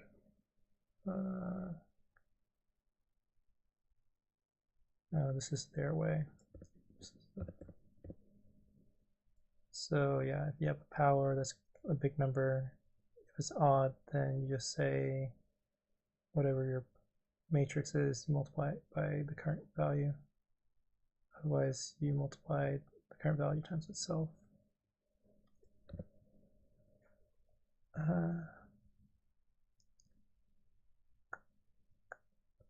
But the summary here is going to be so think of so basically create a transform matrix that transforms, that can multiply a single distribution vector or single frequency vector.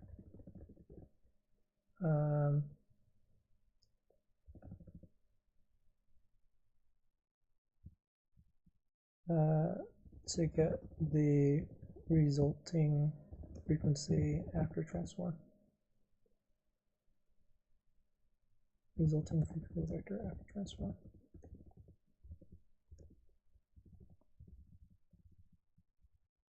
So for instance, if I have, let's say, ABC as my string, which has a frequency vector of 111, 0, 0, 0, 0, dot, dot, dot, and my nums array transforms everything into 2's, then my resulting string is going to be BC CD DE, which is like 0 A's, 1 B, 2 C's, 2 D's, 1 E, and a bunch of other zeros. So given this initial vector, this is the initial frequency vector.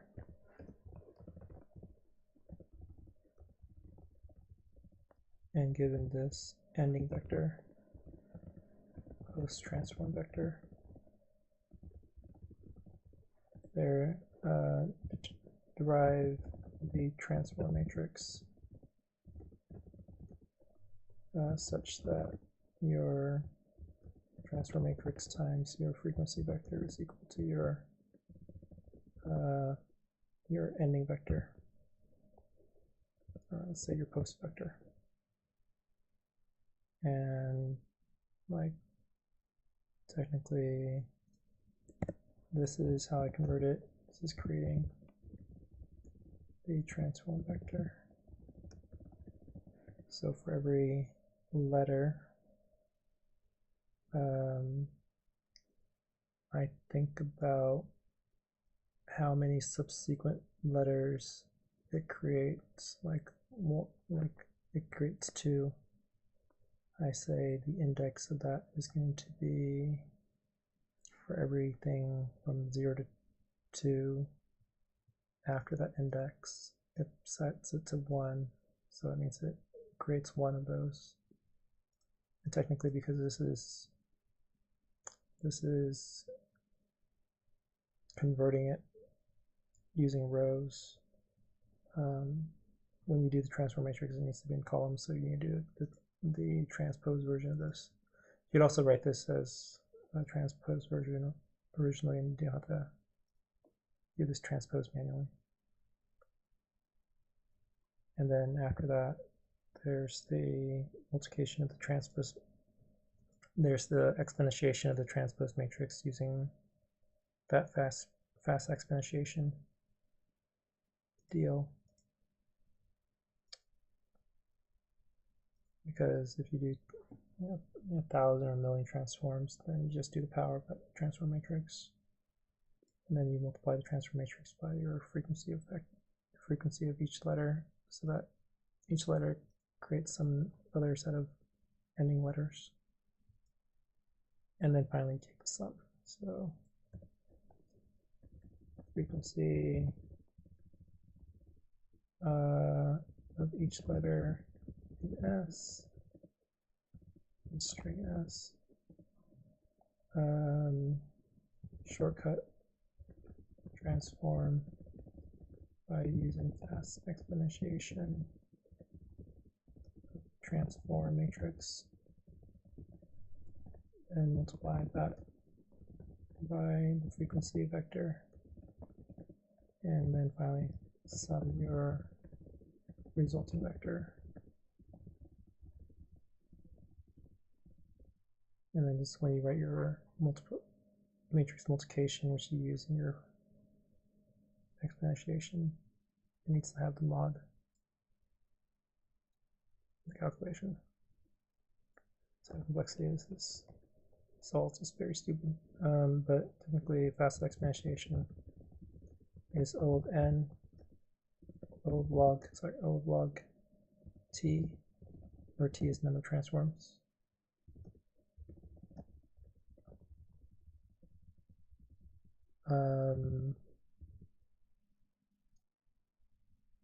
So it's O of log t, and you need to create the transform and the frequency stuff. And O of n to create transform, no, to create frequency vector. So it should be O of n log t.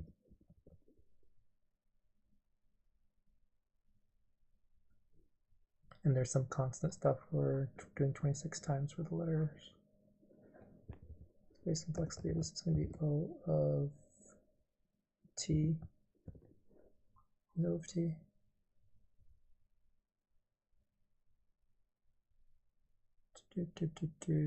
No, it's just, oh, this is constant, I think, actually.